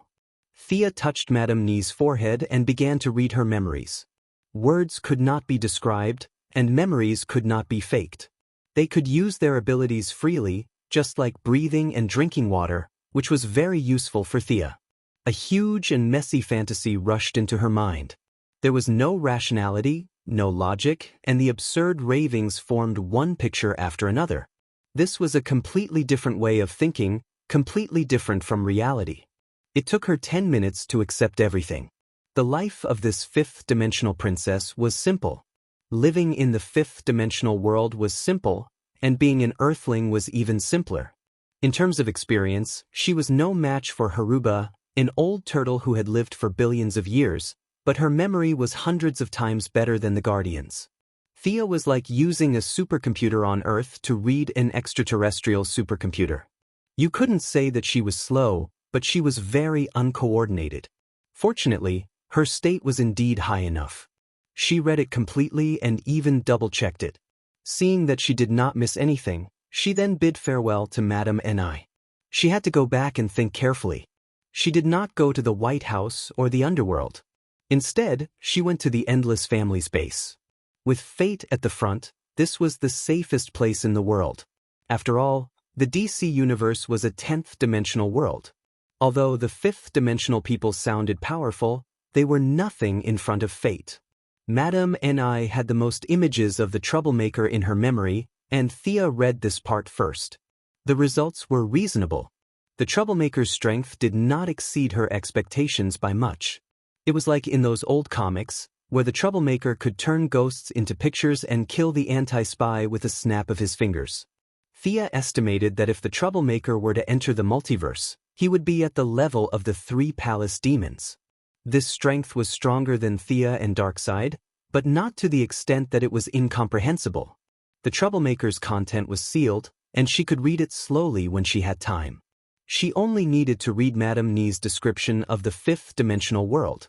Thea had long passed the level of following the crowd. She had her own judgment and would not blindly believe what others said was the truth. In this day and age, Even the Supreme could make mistakes, let alone this fifth-dimensional princess. Looking at how she was now hanging out on the rooftop to dry clothes and drink beer, and how miserable she was, it was clear that she was far from being omniscient and omnipotent. The old woman's theory could only be used as a reference. There was no need to learn everything. The goddess of death had her own pride. Madame and I believed that the fifth-dimensional world was the fifth-dimensional world, and reality was the third-dimensional world. The third-dimensional world should be the fourth-dimensional world. It was a mixed world, and could not be simply described as the third-dimensional world. The troublemaker was a poor guy in the fifth-dimensional world, but in the fourth-dimensional world, he was a god. Similarly, when Thea ascended to the fourth-dimensional world, she was also a god in time. Although the troublemaker was a max-level character in the fourth-dimensional world, and she had ascended from the lower world, and there was a difference in strength, they were still on the same level.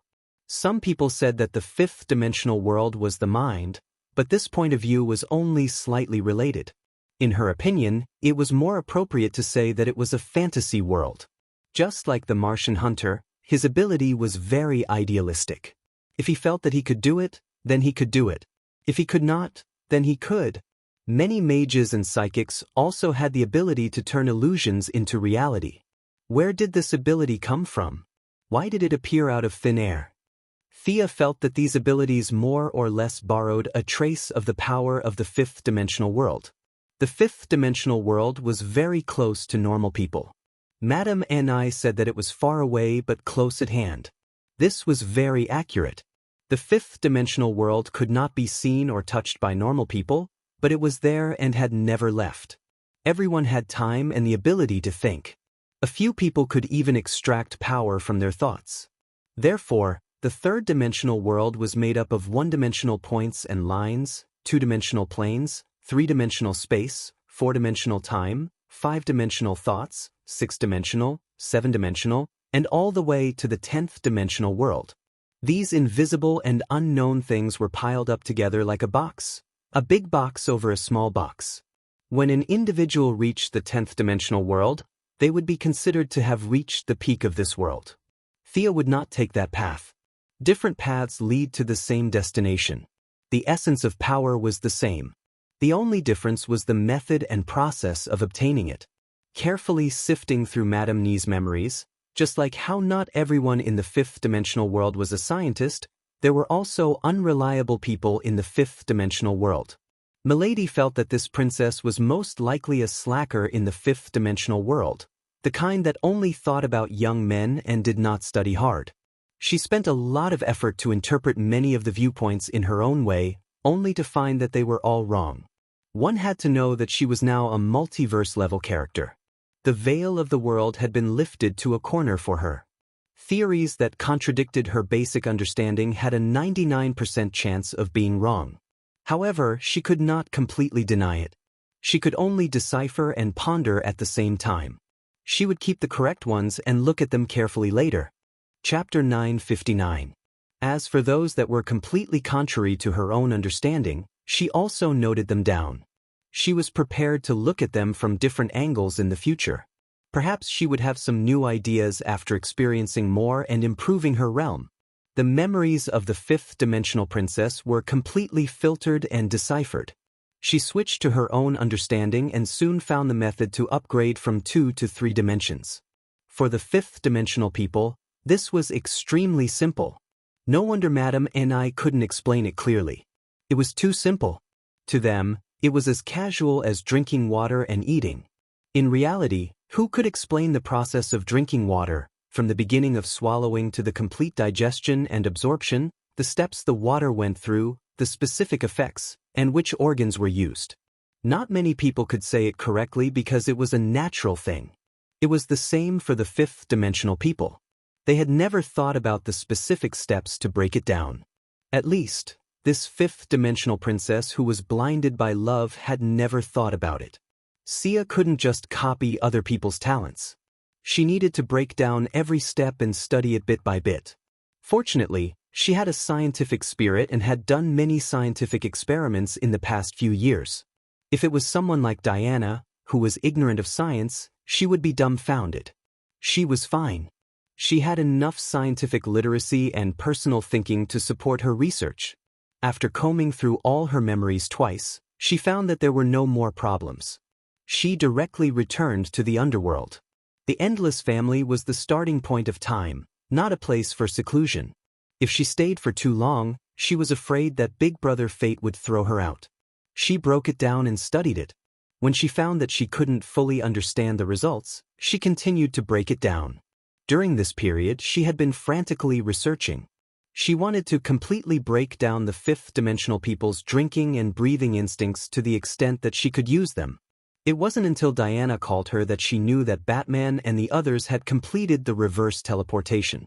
"What are you researching?" The two of them were changing clothes at home. Diana saw that her figure was ethereal and her temperament was agile. She had an illusory feeling, as if she could leave the material world at any time. Diana was a little worried. Thea was also a little helpless. She had researched for half a month. This job was more troublesome than she had imagined. She focused on research and slowly showed signs of ascending to the fourth dimension. However, she was a god. While her life was constant, it also meant that her life form was very stubborn. The ability to turn a normal person into a four-dimensional life form could not change her nature. He used permanence to stabilize himself in his current state and briefly explain the situation. Diana didn't know much about the fourth and fifth dimensions, but when she heard Thea talk about building a parallel universe in broad terms, she wasn't too surprised.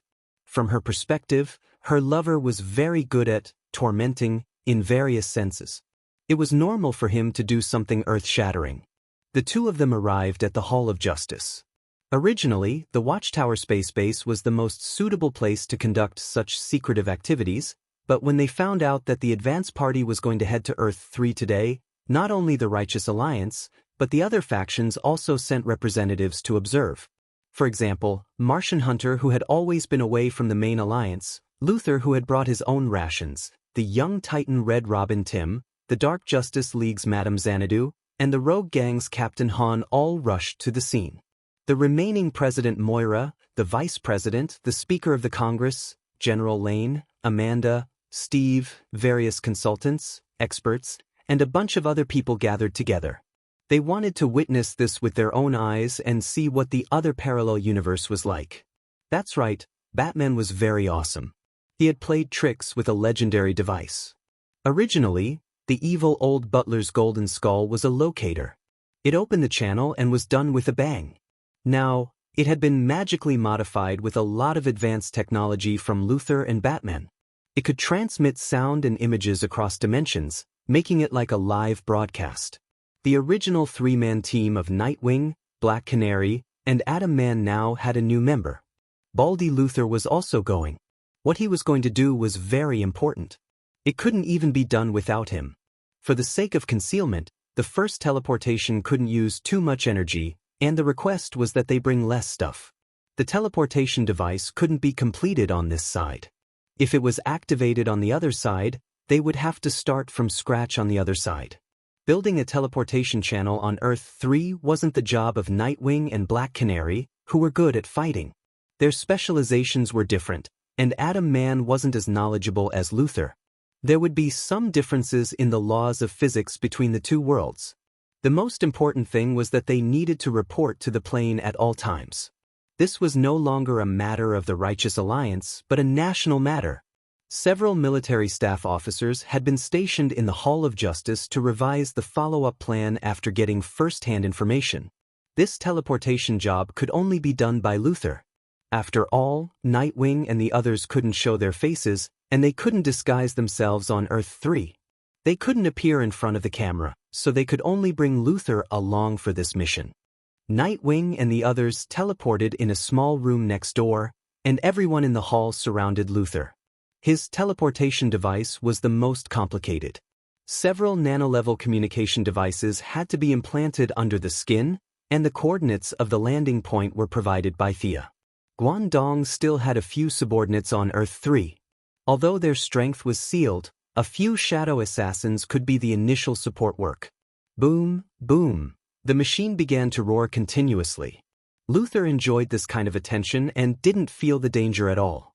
A huge white light flashed, and he was happily teleported. Why hasn't the image been sent back yet? Moira waited for 3 minutes, but there was nothing on the screen. She couldn't help but ask Thea. The flow of time between the two worlds is different. It should be soon, she answered with certainty. Sure enough, 5 minutes after Luther and the others left, the image finally came back. Nightwing and the others had to disguise themselves as ordinary people and wouldn't appear in front of the camera. As for Atom Man, even if he walked out openly, ordinary people wouldn't be able to see him. With the help of advanced technology, a group of politicians at the scene also saw the image of Earth 3 and even transmitted it to the world's leaders in real time through the Righteous Alliance. The sky here is blood red, the light is very weak, and there are no pedestrians on the street.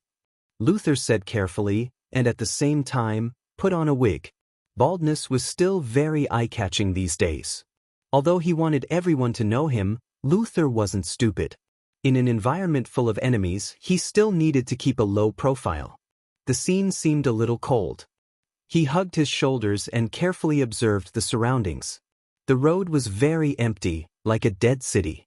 There were no pedestrians, and naturally, there were no police cars.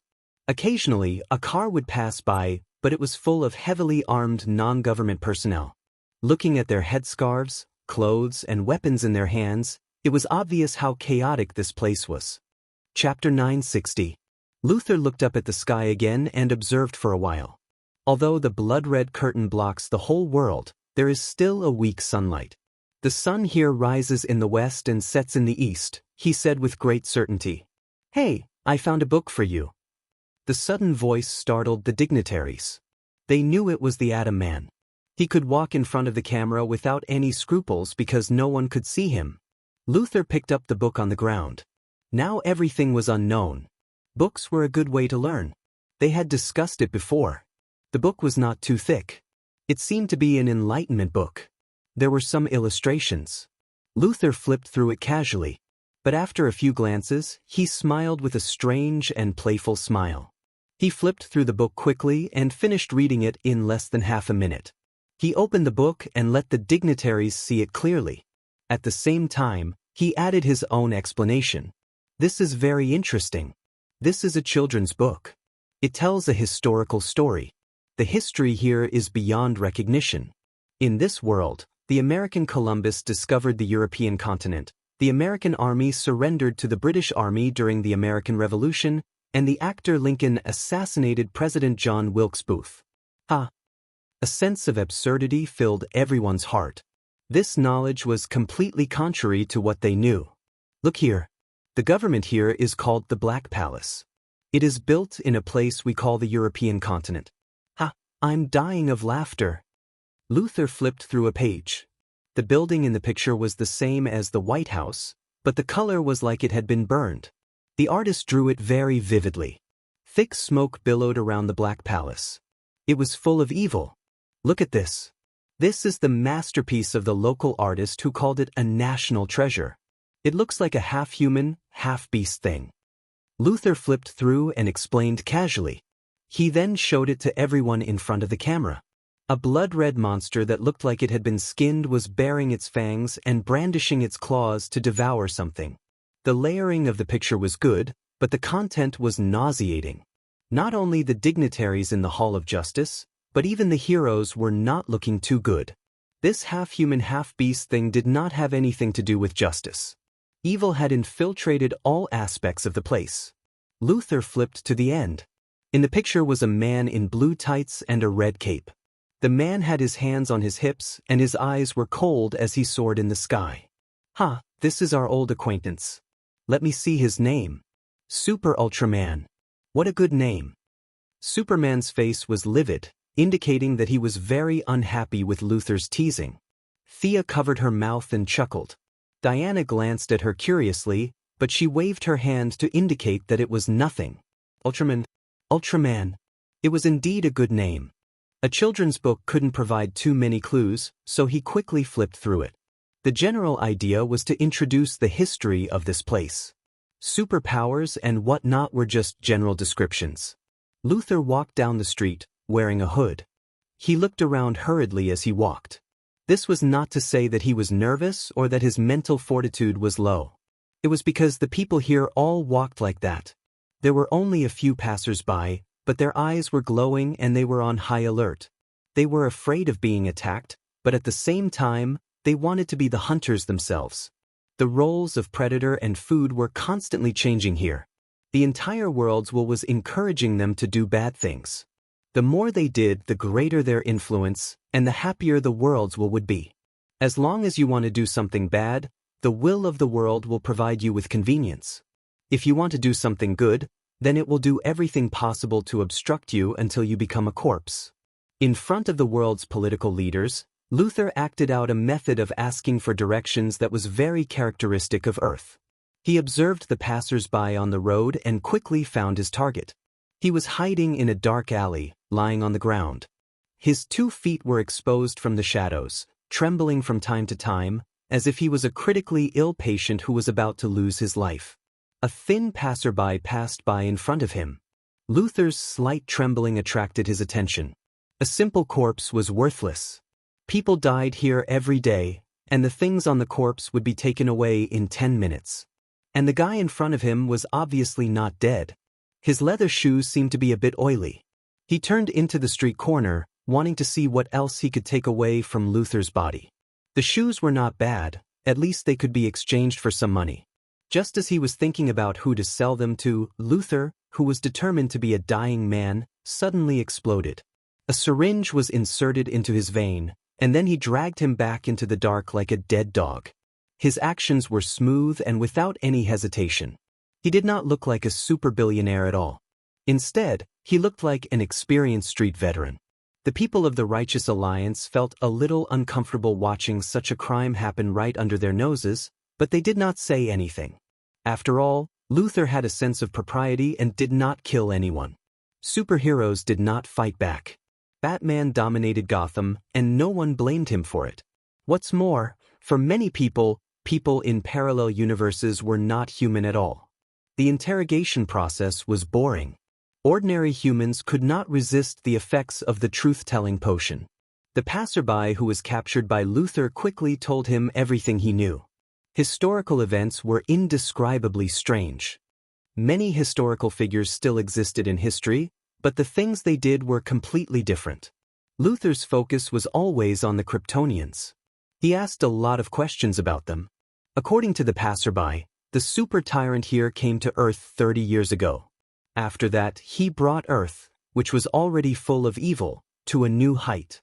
He threw money in public just to cause chaos and organized his henchmen to establish a criminal syndicate. He used super hearing to monitor the world and burned the few righteous people to death with heat rays. His methods were extremely cruel, but it shocked the whole world. Crime began to become mainstream.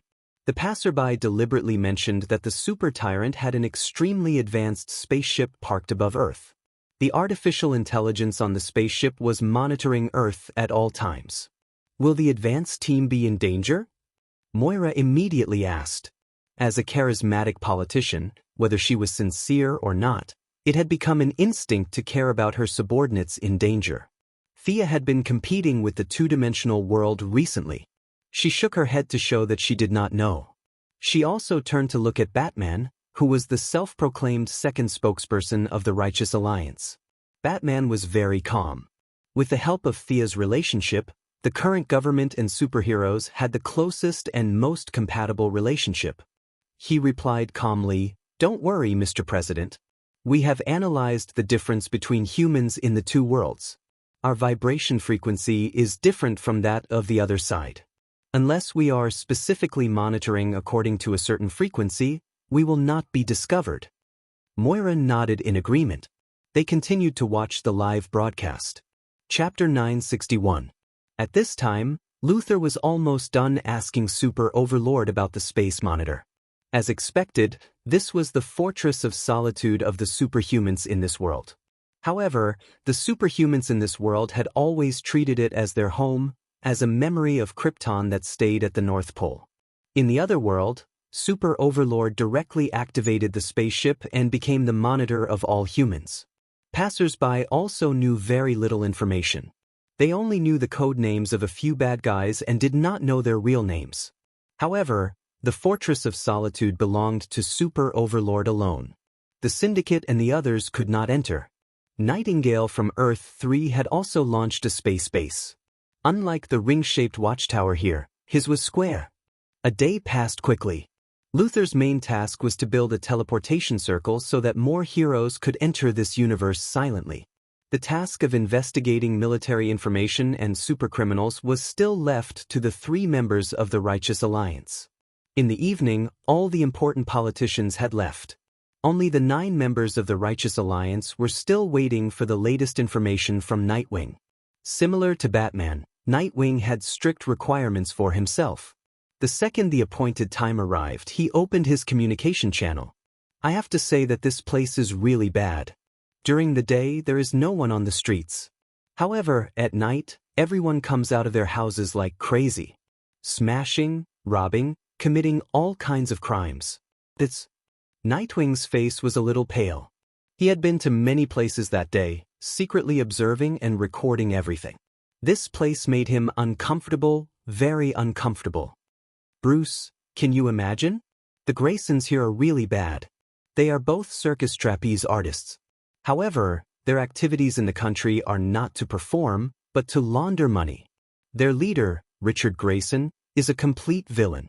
He facilitates criminals all over the country by sending weapons, money, and selling all kinds of information.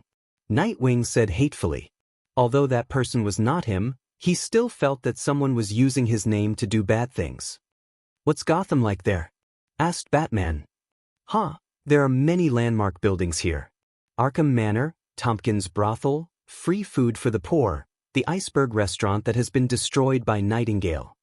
Nightwing said with an ugly expression. The members of the Righteous Alliance looked at Batman from the corner of their eyes.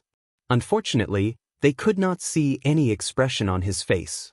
Jim Gordon is the mayor here, but he's a big embezzler. Nightwing shared the information he had gathered. The Atom Man also told him about the information he had found out. The father of the nation here was Benedict Arnold, a villain who betrayed Washington and the War of Independence for £6,000 in Thea time. The national flag was not a blue background with white stars, but a red background with black stars. The red and white stripes had also become blue and black. Clark, I thought the super queen here was Diana. I didn't expect it to be Louise. The Atom Man said awkwardly. The Lantern here is also Hal Jordan, but according to the records, he is a coward. Amidst a bunch of annoying bad news, the Atom Man found a piece of news that he didn't know whether it was good or bad. Eating empty pay, drinking the blood of soldiers, concealing reports, making false reports, passing off shoddy goods as good ones, and reselling military supplies. Everything that one could think of could be found here, and it was very common. If it was the Earth's army, they would be able to wipe them out without any losses. The call ended quickly. After all, Superboss rested during the day and came out at night. It would be bad if he was heard. After the call ended, the heroes looked at each other. If there were no Kryptonians in that world, it might at most be a more evil planet. This made Superman reflect on whether it was right or wrong for his parents to send him to Earth in the first place. Thea and the others didn't have time to feed him chicken soup. Ordinary heroes only cared about who they were dealing with. For example, the Flash and Green Arrow were discussing how to deal with Johnny Quick. Diana also expressed her dissatisfaction with the Super Queen's noose and dress. Strategic issues could only be discussed by Thea and Batman. This blood-red sky is the barrier you mentioned, right? Yes. The Anti-Watcher is about to enter this world, right? How much time do we have? Over there, it's 14 days and 2 hours. Here, it's 17 days, 9 hours and 35 minutes. She was very sure that space barriers, and time were originally the strengths of magic gods. After studying the talents of the fifth-dimensional people for a few days, she had a deeper understanding of them. Can you deal with the Anti-Watcher? Should be able to. Thea didn't say that Uncle Da should be able to defeat the Anti-Watcher. After all, the original Anti-Watcher had absorbed the power of 3 universes on Earth and was still able to fight to a draw with Uncle Da. Now that he couldn't absorb the power, How could he be stronger than the original? As for why Darkseid appeared on the battlefield, Thea would not explain. She would just treat him as a passerby. When the time came, no one would be interested in watching the fight. I don't seem to understand what you mean. I thought you were going to lead a team to destroy evil, but now it seems that there's more to it? An even more evil person wants to destroy these bad guys, and you want to save them? Is that what you mean? Why don't you let them kill each other? There was another person in the room who didn't belong to the Righteous Alliance. She knew the true identities of all the superheroes. She was invited to the Righteous Alliance's small meeting so that she could report to the politicians after the meeting. The politicians were not young anymore, and they couldn't stay up late. Cynthia was too lazy to brag about herself, so she gave the opportunity to Batman. It's like this. We're not going to save the bad guys. We're going to save our universe from danger. If we don't do anything, then evil will indeed be eliminated, and the entire universe will be blown into dust. But then, an even more terrifying person will come to Earth, to our Earth. This is not to save the bad guys, but to save ourselves. Avatar didn't agree or disagree. With her experience, it was hard for her to imagine that an individual could swallow an entire universe. How powerful would that individual be? However, she believed in Batman and Thea's judgment. She nodded to show that she understood. Even with a conservative estimate, Luthor would only take 7 to 8 days to build the door on the other side. The Righteous Alliance, including the Alliance, had already reached the final stage of preparation. After leaving the Hall of Justice, Thea and Diana teleported to Paradise Island. The recent battles had been thrilling for Thea. Black Death King, Raoul, First Lantern, one after another. However, for Diana, she couldn't defeat the strong ones, and she crushed the weak ones. She felt that her martial arts skills were deteriorating. Now that the war was imminent, she wanted to return to the land where she was born and raised to regain the feeling of battle. Chapter 962.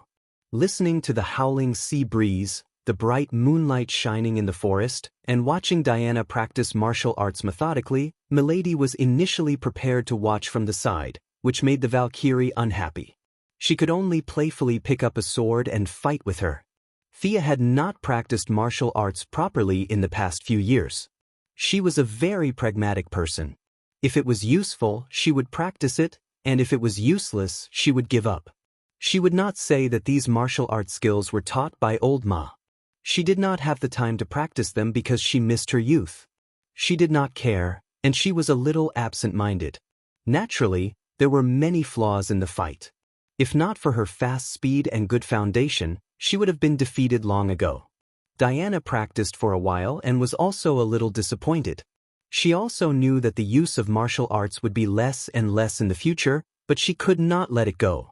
She had practiced for thousands of years, and suddenly found that the martial arts that she was proud of before could no longer be used. The confusion of the important things leaving her made her heart feel a little heavy. Why do I feel that you have more things on your mind than I do? Thea handed her a bottle of water. She suddenly realized that she had been too concerned about the two-dimensional world recently and neglected the people around her. If you were given a chance to choose again, would you choose eternal immortality, or to live an ordinary life like an ordinary person? The two hugged their knees and sat back to back on the beach.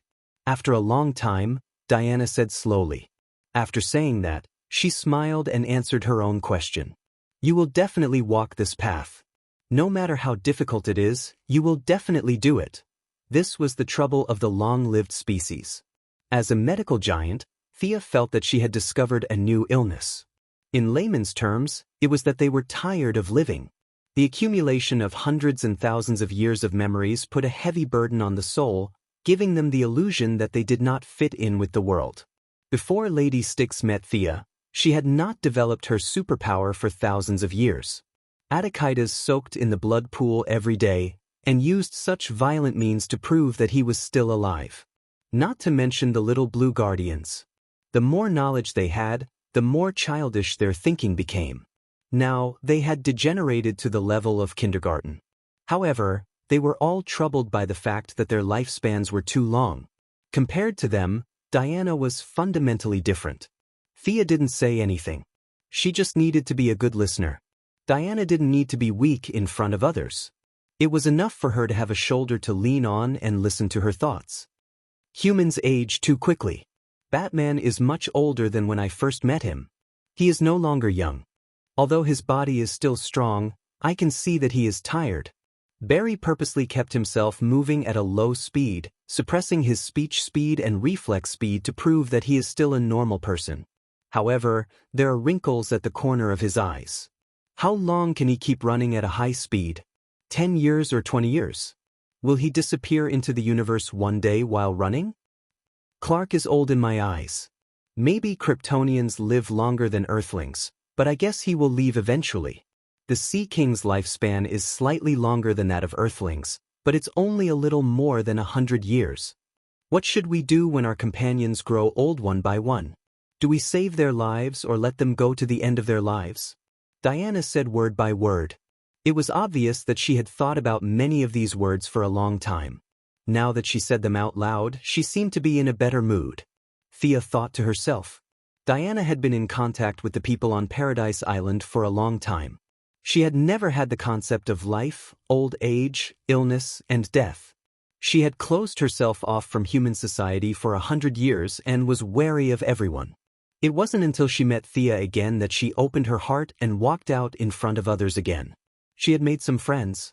When it came to life, old age, illness, and death, no one in the world except the Black Death Emperor had a better right to speak than the goddess of death. However, there was no need to spoil the mood and talk about realms at this time. In many myths, the gods like to make friends at first, but in the end, without exception, they closed themselves off and no longer cared about the mortals. Life forms were different. When the mortals died, they died, but the gods had to bear this friendship for 1,000 years, 10,000 years, or even longer.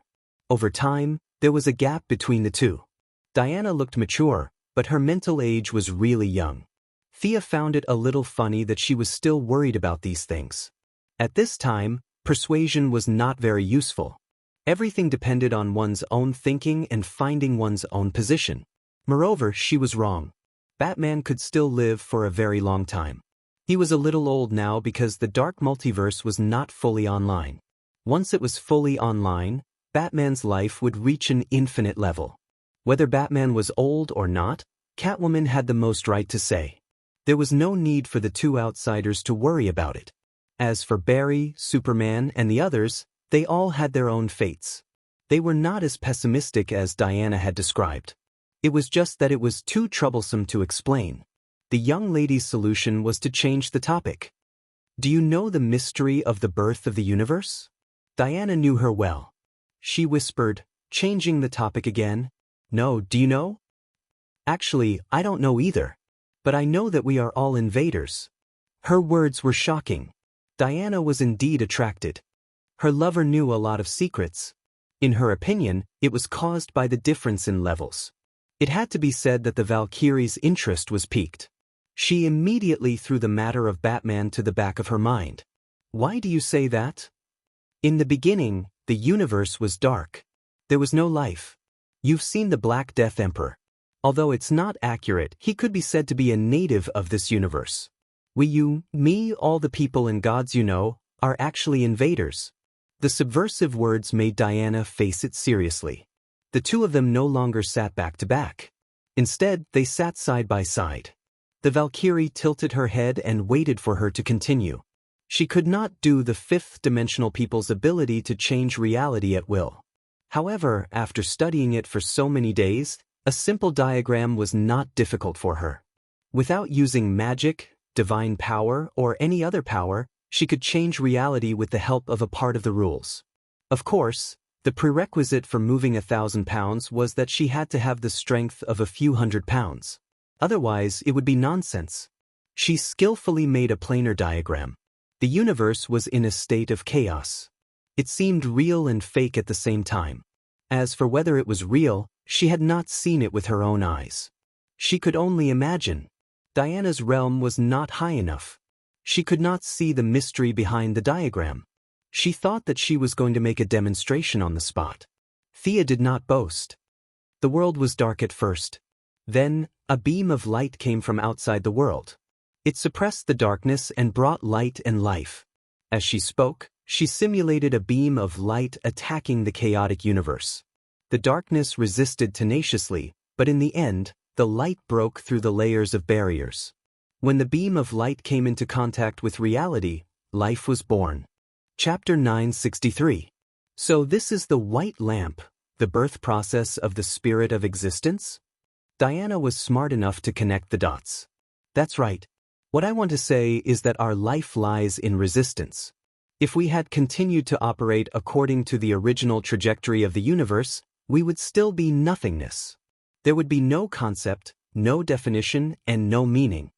Seeing that Diana was still thinking, Thea knew that she did not fully understand what she meant. She said softly, "Our current lives are actually the result of resistance. Following the development of the universe is not suitable for us. It was us who broke the peace of the Black Death Emperor. It was us who brought excitement to this part of the universe. If nothing had changed, all of this would have been meaningless. Resistance is the foundation." After listening to her, Diana had to admit that she was a little subverted. The Valkyrie had always thought that she was fighting for justice, for humanity, and for the universe. However, after listening to Thea's words, that was not the case at all. Life is the enemy of the universe? This point of view seemed absurd at first, but upon careful thought, there was some truth to it. So, there's no need to be entangled with birth, old age, sickness, and death. It's fine as long as you live a wonderful life. Of course, if you can live forever, then you naturally have to live forever. Otherwise, wouldn't you miss out on a lot of fun? The goddess of death enjoyed the goddess of courage's worshipful gaze. In order to repay her, the goddess of death pushed the goddess of valor down and bullied her. The next day, she returned to the underworld. After a long conversation with Diana, Thea suddenly realized that she had taken a lot of detours recently. Initially, she had only wanted to give life to a two-dimensional world. This point of view was not wrong. However, after she obtained the knowledge of the fifth-dimensional humans, she wanted to achieve the goal in one step and directly ascend to a higher dimension. This was the problem that had troubled her for many days. Going from nothing to something was already a huge step forward. There was no need for him to pursue it in one go. Moreover, her previous methods were too gentle, and she always thought that success would come naturally. In fact, the nature of the world was a struggle, and if it wasn't intense, there wouldn't be any results at all. She had already completed the step of subduing the will of the world. Now, she only needed to create one life to be considered a success. Life to the universe was like bacteria to the intestines. In order for the bacteria to reproduce better, they would work hard to change the environment. Their effect on the human body was to cause symptoms such as diarrhea. Humans had to eliminate these bacteria from their own point of view, but for the sake of their own health, they could not completely eliminate them. The game between life and the universe was the same. One wanted to change the other, while the other wanted to control the other. The counterattack of the green of all things and the black of decay was the revenge of nature against life. Entanglement and hostility were the true workings of the world. It had to be said that Thea's thinking was a little too simple to expect life to be born naturally. There was nothing more to say. Everything was clear. Suppress all discontent and fight back. Although it was said to be a game of brute force, it was actually not that intense. The process was really not that difficult.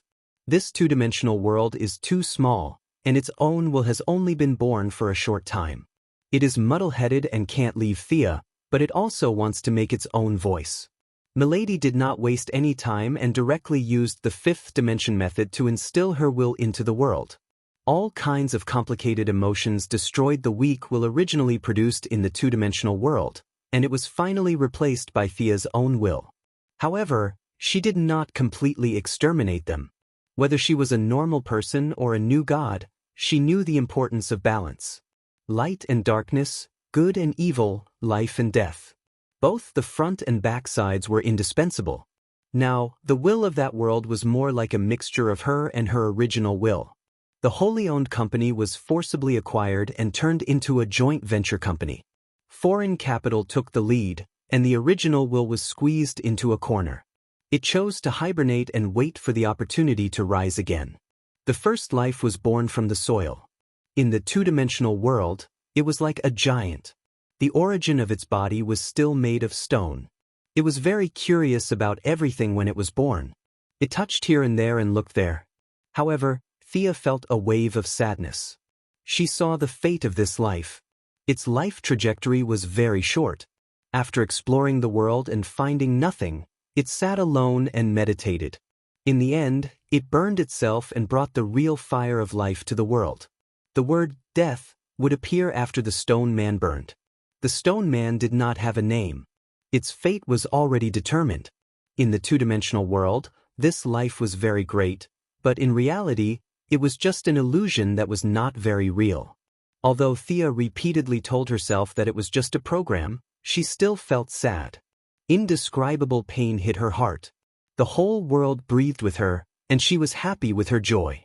She felt that she had broken away from the limits of her body and became a transcendent existence. The whole world was under her eyes. As long as she wanted to, she could see any corner of the world and anything that happened. In this world, she was omniscient and omnipotent. It was as if she had unlimited power. Fate and death had to bow at her feet. No, this was very wrong. Her heart was warning her. This pond was too small and should not be able to contain her. She should not be limited here. The outside world was her foundation. Relying on great willpower to break away from the two-dimensional world, Thea was so tired that she sat on the ground and panted. After a long time, she realized that she had returned to her body. The feeling of omnipotence disappeared, and she returned to normal. Power was intoxicating. This saying was not false. She almost lost herself in it and became a native will of the world. Fortunately, she did not kill it all and only dispelled half of the world's will. Coupled with the huge difference in power between her and the two-dimensional world, she was able to wake up in time. She returned to Earth exhausted. What happened to you? Her abnormality could not be hidden from Diana. The Valkyrie was puzzled. She was so energetic last night, so active. Why did she look so dejected now? Come, follow me and watch. Pulling Diana, the two entered the two-dimensional world with their spiritual power. They did not dare to provoke the world's will. Instead, they began to observe the world from an outsider's perspective. The stone man was like a newborn child. It was still exploring this world that was relatively vast compared to it. The two used their spiritual power to observe for a long time. Diana even felt that she was about to fall asleep. Is everything okay? We came out early in the morning to see this silly stone man running around crazily. Just as she was imagining if there was a hidden big boss in this world that would invade Earth in the future, Thea spoke. This is the world I created. It's the first life that was born under heavy pressure. Diana knew that she was tinkering with her own world. She felt that there was nothing wrong with it. Other than being a little monotonous, it had everything. It was very good and very powerful. But so what? Why do you look like you're on your period? Chapter 964. Thea also felt that her emotions were meaningless. Diana hugged her in her arms, and the two were silent for a long time before she recovered some of her emotions. Using the human heart to meet the will of the heavens, this was her current state. Of course, she was stronger than the human heart, but not to the extent of the will of the heavens. Her state of mind cultivation was not enough, and her vision was not enough. Instead of honing herself step by step, she learned the abilities of the fifth-dimensional people and took a different path. The whole world was pressing down on her heart, and now, even the slightest ripple would cause a great change in her emotions. For the whole day, Thea was absent-minded. Batman looked at Diana with a strange look, which meant that they were playing a new game again. The war was about to start, so they had to control themselves. Superman and the Flash were first-class honest people, and Oliver was her brother, so it was not convenient for them to ask about this kind of private matter. As a reserve member of the Alliance, Supergirl seemed to have thought of something bad, and her face turned red. Fortunately, democracy and freedom were emphasized here, and privacy was respected. Even a nosy person like Batman could only ask very implicitly, and others could not talk about this topic at all. The inquisitive eyes of several people made the Valkyrie very embarrassed, but this kind of thing was tacitly understood not to ask, and she could not pull the collar of her neck and explain to them one by one, so she could only keep a straight face and ignore all the strange gazes. Relying on Diana as a shield, Thea took a full 3 days to return to normal. The will of the universe was her, but she was not the universe. It was easy to say, but in fact, it was very difficult to connect and separate the two. Although her world was as small as a cell compared to the real world, she had already peeped into that supreme realm. Among the several big shots who created the world, God had the highest realm and was the most carefree. He had already cut off his connection with the world. The world was created by him, but he would not stay here forever. After absorbing enough power and knowledge, Thea estimated that his body had most likely left this world. As for Lucifer and Michael, they were in a second-class position. They were addicted to the will of the world and could not extricate themselves. When they could let go, when they could be considered to have transcended, Thea was able to escape because her world was too small, but the world created by the lords of heaven and hell was definitely vast. There was a fundamental difference between the two. She had a low starting point, so she would naturally take it slow. She would start from a small world and slowly grow stronger. This was a path. As the sons of the two big shots, they came into contact with God every day. Naturally, their vision was extremely high. If they were going to do something, they would do it big. It wasn't impossible to directly head to a parallel universe great world. Different routes lead to the same destination. Everyone had their own methods. It was impossible to say who was better than the other. I should have recovered. She checked her body and found that there were no problems.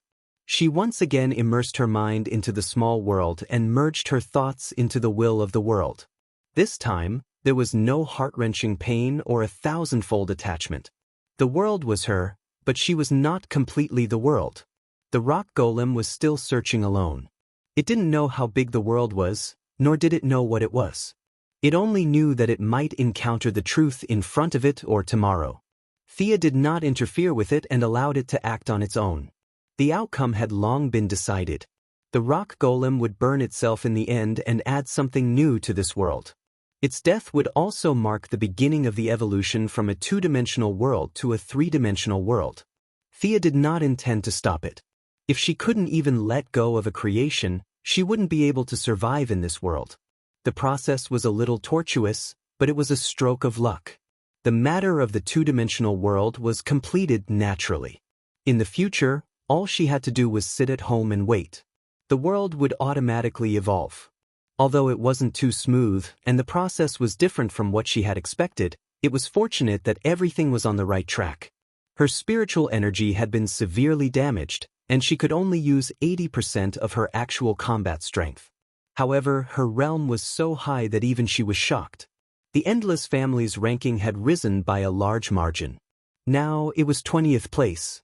The burning of the wish power from before was completely ineffective. After all, the wish power represented an intelligent life's understanding of death, and not her own understanding of death.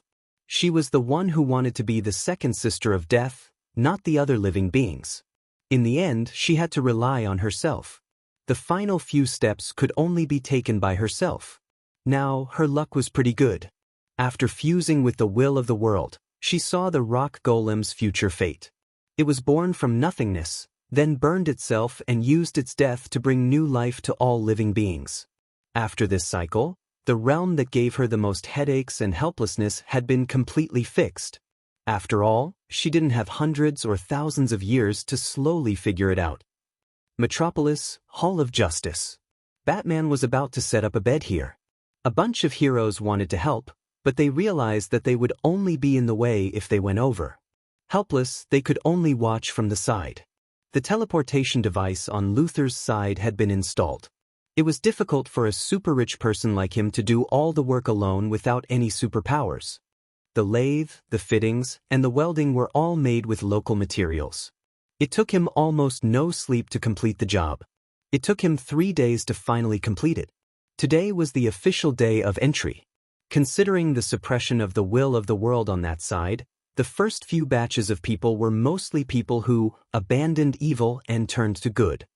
Amanda's suicide squad was assembled at the first moment. There were government agents, a small military team, and more than 100 former members of the Cold Flame Church led by Mr. E. The Suicide Squad carried energy suppressors and disguised themselves as ordinary people through the passage. They were responsible for doing the dirty work, such as assassinating the local leaders, assassinating the generals, and destroying the ammunition warehouses to create the conditions for the ground forces to attack. The military brought many materials to expand Luther's teleportation channel. At the same time, several special forces split up to seize strategic locations. They couldn't take the people away. They were a bunch of bad guys, and it wouldn't be easy to reform them in a short time. Earth's population was under great pressure, and they didn't need these bad guys. However, the resources were completely interconnected. All kinds of minerals, rare metals, and their technological achievements could be packed up and taken away. The major countries in the world had been tormented by the First Light. Now, they were all waiting to make a windfall from the war to enrich their national coffers. Otherwise, they wouldn't have the motivation to fight some dimensional war. Mr. E was preparing to build an emergency magic channel. Once things changed, many people could return to Earth. He also had a mission to summon Thea's incarnation into that world to suppress the will of the world. Let's assign the tasks. Batman's tone seemed to be discussing, but in fact, he was using an affirmative sentence. Hal Jordan had just been resurrected by the underworld and finally made it in time for this big operation. Hearing such a commanding tone, he frowned and was about to speak. Simon Bartz couldn't steal the limelight from the greatest Green Lantern. Now, he was hiding at the back, pretending to be invisible. Chapter 965. Hal's temper was still fiery. He had forgotten about the underworld after his resurrection. He only vaguely remembered that he seemed to have died and been resurrected, but he had no recollection of what happened after his death. Why is this guy still giving orders? He pointed at Batman and asked the people of the Righteous Alliance. At the same time, he could not help but look at Thea from the corner of his eyes. Although his memories of the underworld had disappeared, he still subconsciously thought that Thea would refute him. "Don't look at me. My power is too great, and the passage is too small. I can't go through yet," she said as she rubbed her head. In a place where they could not see, she had already started suppressing the evil world will of Earth 3. Her avatar was not in place yet. It was very difficult for her to suppress such a large world will. Even if her avatar was in place, it would take at least 2 days to suppress it. She did not want to talk about this. It was not that she liked to contribute silently. It was because the world will had nothing to do with the Righteous Alliance. There was no need to exert psychological pressure on ordinary people. Batman had faced Darkseid head-on before. Of course he was scared. It was just that he used his iron will to suppress his fear and numb himself with a lot of work. However, there was only one Batman. If ordinary people knew about something as idealistic as the world will, it was hard to say whether they would have a mental breakdown and their worldview would collapse. Earth 3's Star City is dead silent. Nightwing still doesn't know what happened there. Central City is controlled by Johnny Express. We can't choose that as our first stop. Most of the superpowers will be there. I suggest that we settle down in Gotham first. To deal with the superpower, the Anti-Watcher. If that Nightwing is intelligent, he should cooperate with us to fight against this powerful threat from beyond the universe. Batman stated his conclusion. To support his words, he even took out a lot of information that Nightwing had collected. Nightwing of Earth 3 had killed his parents. There was no doubt that he was evil in the eyes of the Righteous Alliance. However, he ruled Gotham with his own definition of order. He was not someone who would kill without restraint. Batman felt that he could win him over first. To be honest, they did not know much about the Wayne family.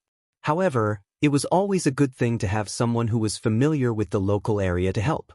Superman wanted to nod and agree. Sorry, your idea is not bad. However, I'm afraid that it will fail in the next 2 days. Thea couldn't help but interrupt. Why? The Missy was having a headache. Why did this guy Batman have so many whys? If she openly declared that the righteous universe's righteousness would prevail, while the evil universe's evil would prevail, it would probably have a huge psychological impact on these heroes. The value of heroes lay in their perseverance. If they were told that no matter what they did, justice would prevail at the final moment, how would they feel? Since I'm going to win no matter what, I'll go home and rest. Putting herself in his shoes, Thea felt that if she were in his shoes, she would definitely think the same. Seeing that she had to answer this question, she had no choice but to talk to Batman privately on the Mind channel. Batman could only accept it passively. He couldn't speak in the telepathic channel. After thinking about it for a while, he felt that this matter was a bit mysterious. The will of the world was something that couldn't be seen or touched.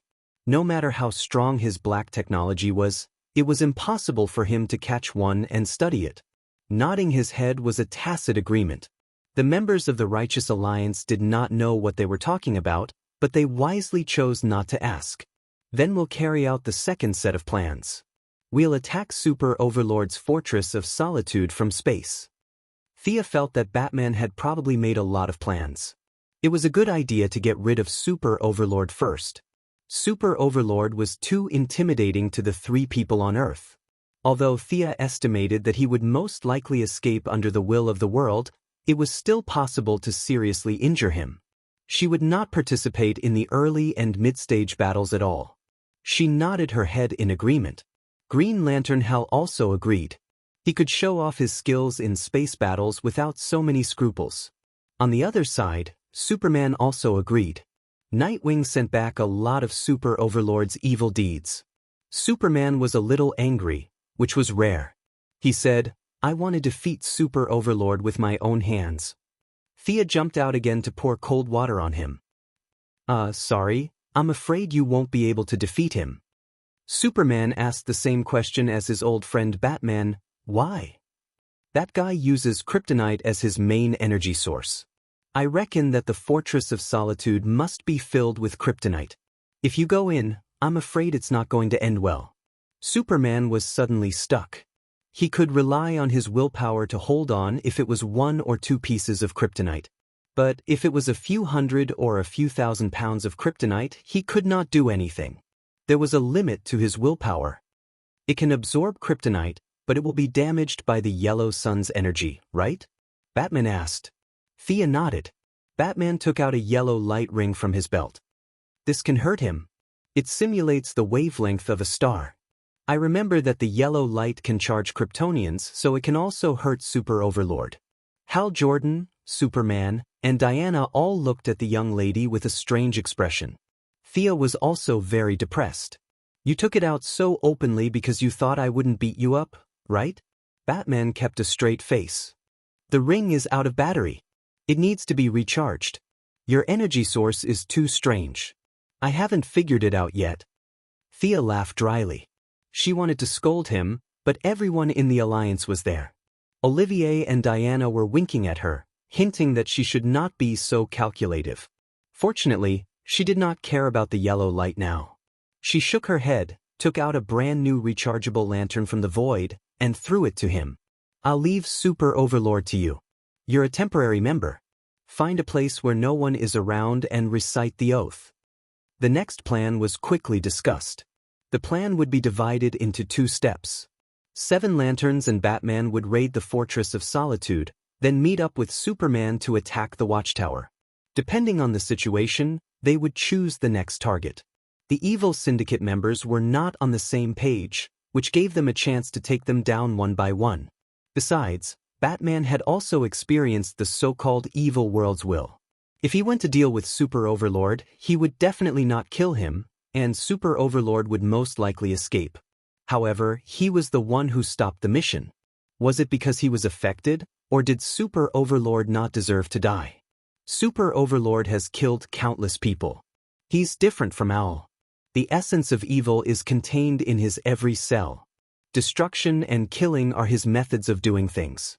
"If you want to kill him, you don't have to think about it," Diana advised Batman. Thea was sure that he would not kill anyone. Since he volunteered to deal with Super Overlord, she would let him be. At worst, she would send a few yellow lights to finish him off. As for Super Overlord killing Batman, the probability was so small that it was negligible. Chapter 966. Not long after the plan was discussed, Thea and Hal sent a signal, and the 7-Lantern Corps rushed to Earth. The Yellow and Green Lanterns had more than 300 people, and Thea handed them over to Sinisto to lead them. The Holy Walker and Qing Nu were both conservative and not aggressive enough. Now that they were attacking a plane, considering that they were not aggressive at all, they could only let Sinisto lead them. The Green Lanterns were now the guardians of the Green Lantern Corps. They had been away from the material world for too long, and there were many things that they did not understand. The few of them could only delegate power to the Green Lanterns. The Green Lanterns elected internally, and Hal Jordan became the leader. Without affecting the stability of the universe, he transferred 500 Green Lanterns from all over the universe to participate in the battle. He was now the leader of a force, and this was the main reason why he was unhappy with Batman as the commander. Only a few people from the Purple and Red Lanterns came. After Thea gave him 10 containers of junk as Christmas gifts, Orange Lantern Laffles also came over half coerced and half tempted. The Righteous Alliance, the Suicide Squad, and the Rogue Gang were all mobilized. The International Justice League, led by the Golden Vanguard, stayed on Earth. The Bat family's Batgirl, Batwoman, and Batwing were also left in Gotham to prevent Black Mask from causing trouble. The young Titan was also left behind to look after the home. The Bear Kids expressed their dissatisfaction, but they were all forcefully suppressed. On the surface, they were looking after the home, but Thea's secret forces were not used at all. With Death Knell Fiora's ability, it was more than enough to protect Earth. The military operation codenamed Eternal Justice officially began. All the participants were present, and they were teleported in batches 5 minutes apart. Madame Xanadu and Old Ma stayed on Earth. On Earth 3, with the help of Zatanna and her father, Mr. E worked together with the others and spent a lot of effort to summon Thea's projection over. This was Earth 3's Detroit. The name of the city was the same, but it was located in Europe. It was a sparsely populated city. The projection looked at the surrounding environment. She wanted to arrange the energy distribution of the lantern ring and then suppress the will of the world here.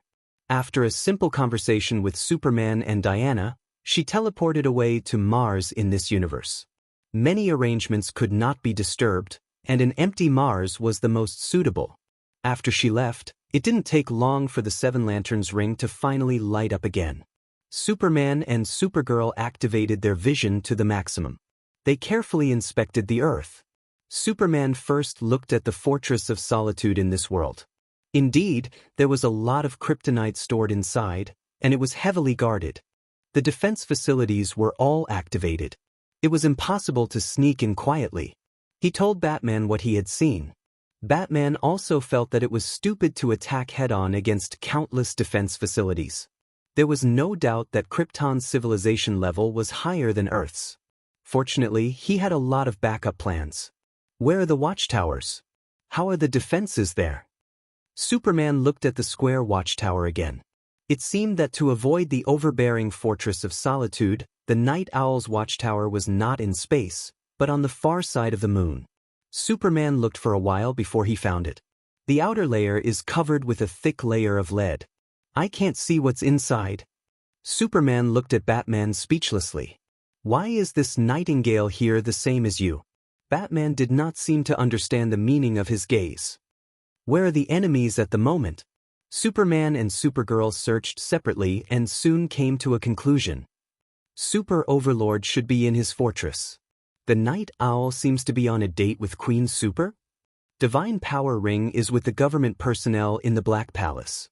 Johnny Express is in Central City. Deathstorm is not found. It might be in the Watchtower. Sea Overlord is in the Atlantic Ocean. We can create a small disturbance and gradually lure them out. We can kill them one by one. Mr. Excellent tried to make a suggestion. There were supporters and opponents. The supporters thought that it was a good idea to suppress the enemy with numbers. The opponents thought that it was not a good idea. They did not know if the enemy had a way to contact them. They might be able to trigger the whole situation. Once the war started, they would lose the initiative. Attack the Watchtower. I need more information on them. The discussion was fruitless. Batman did not continue to promote democracy and directly gave the order. Who would go? It must be someone with the ability to fly and survive in space. The 7-lantern Corps was the most suitable, but Sinisto did not move. As the commander of the 3 lanterns, he acted as if he did not hear. Hal was also dissatisfied with Batman's unscrupulous orders. It was fine if he commanded this and that, but now he had 500 Green Lanterns behind him. If he obediently followed orders, what would the Green Lanterns think? The Purple Lantern Carol Ferris chose to synchronize with the Green Lantern. The Orange Lantern Laffles was very satisfied with the Christmas gift Thea gave him. Now he was hiding in a corner and writing quickly. He wanted to write a longer list of gifts that he needed. He did not hear Batman at all. On Earth, Superman's Supergirl characteristics were too obvious. They could not move. Diana's combat power was too high. It would be a waste to move now. The remaining Sea Overlord Bali could not fly. The situation was a little quiet for a while. At the critical moment, the Red Lantern Corps stood up. The Red Lantern Corps leader, who looked fierce and burly, said angrily, "Attikides does not care about your war. I'm just here to repay a favor. I'll leave after a fight. Tell me, Earthling, how do you want me to fight?" Batman did not care about his attitude. As for whether he would write it down in a small black book after the event, he did not know. He thought for a while. You guys pretend to pass by inadvertently in space and then attack the watchtower. It's best if you can lure the enemy out. Can you do it? On the other side, Qing Nu said that she could teleport them to a distant place. After that, they could pretend to pass by and then fly back. Attikides was very dissatisfied with this kind of sneaky behavior. However, as he said, he was here to fight to repay a favor to Thea. It was not a problem for him to fight however he wanted. Nodding in agreement, Qing Nu teleported them away. In less than 10 minutes, a few heroes with supervision saw him rushing toward the moon's watchtower with Civet and his subordinates. It had to be said that the Red Lantern Corps were all fierce. They did not look like good people at all. Furthermore, they came in different shapes and sizes. They looked like aliens. Deathstorm, who stayed behind to do research on the watchtower, did not find anything unusual. The main theme of their universe was evil. It was too common to see a few evil aliens passing by. Completely unaware that this was the prelude to the Great War, Deathstorm slowly walked out. In Thea's original world, Firestorm was a superhero formed by Ronnie Raymond and Martin Stein's Firestorm Matrix. The Deathstorm here was a supervillain formed by the mad scientist Martin Stein using the Matrix and Ronnie Raymond's corpse. Chapter 967. Squeezing 2 completely different life forms into one body, one had to admit that it was crazy. Even Thea was seeking life in the midst of death. She didn't dare to hold the 2 opposing positions of life and death in her hands. That was simply asking for death. The intersection of yin and yang, the fusion of water and fire, sounded beautiful and awesome. In fact, reconciling 2 completely opposite energies only existed in imagination. God should be able to do it, but Thea would never dare to do such a thing. Professor Martin Stein from Earth 3 happened to be a bold and dedicated person to science. He combined himself, a living person, with the corpse matrix and miraculously formed a new life form. At the same time that he obtained superpowers, the undead part also caused his way of thinking to undergo a drastic change. Having the ability to rearrange the atomic and subatomic structure of inorganic matter gave him an extraordinary view of the composition of the whole world. Among the syndicate members, he was the most indifferent to life. His gloomy gaze swept across the Red Light Corps members. His eyes, which had long since broken away from the human vision system, sized them up repeatedly. Among them, Attikides' vitality was simply unseen. Previously, Deathstorm had secretly studied the cell composition of Super Overlord. It was a genetic state that was beyond the limits of Superman's imagination. It was efficient and compact, and the cells were full of power. The scientific arrangement made the Kryptonians live longer than the people on Earth. But they would still age. As a scientist, Deathstorm believed that he was right about this. But what about this guy in front of him? He looked at Attikides again and quickly calculated the vitality of the Red Light Corps leader. The result was an astronomical figure. He was afraid that he had miscalculated, so he calculated again. The result still shocked him. This big guy in front of him could live for hundreds of millions of years even if he was a baby. This was incredible. The structure was obviously not as scientific as the Kryptonians, and the distribution method did not achieve the most rational effect. Why did this guy have such a long lifespan? He really wanted to dissect him and take a closer look. Deathstorm's cold gaze looked at Attikides as if he was looking at a specimen. This made him even more uncomfortable.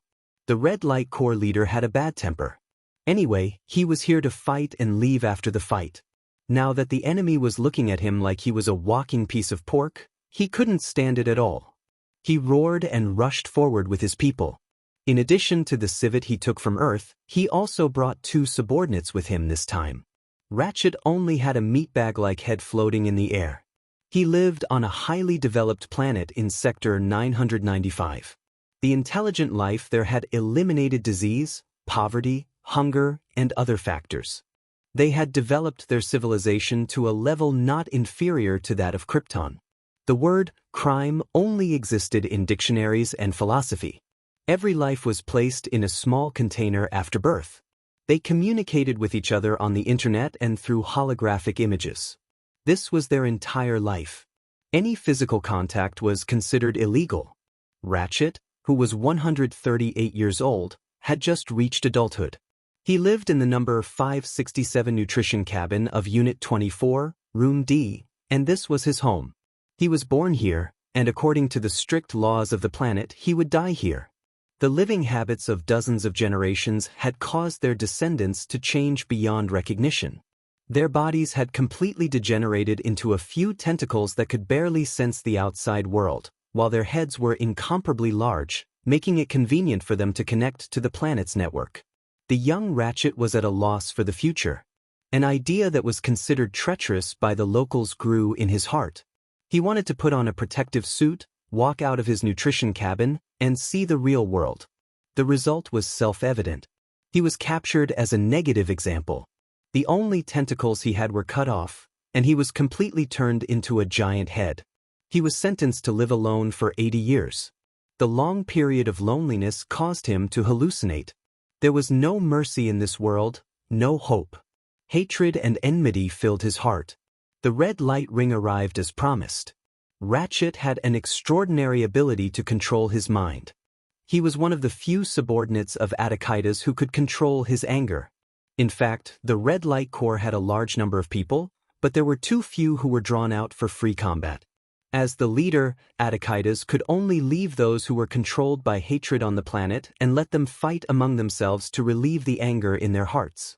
He brought a few who could accept orders out to work and see the world. Now, Ratchet was like a giant sarcoma floating in the air. His tentacles had grown out again.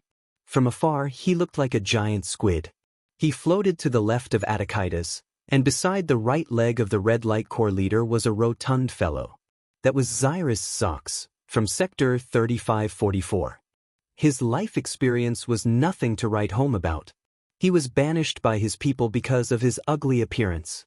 He was bullied countless times and climbed up countless times. There was no sudden outburst. Instead, he relied on the accumulation of time to gain the recognition of the Red Light Corps. To be discriminated against by aliens of various appearances, his appearance was indeed problematic.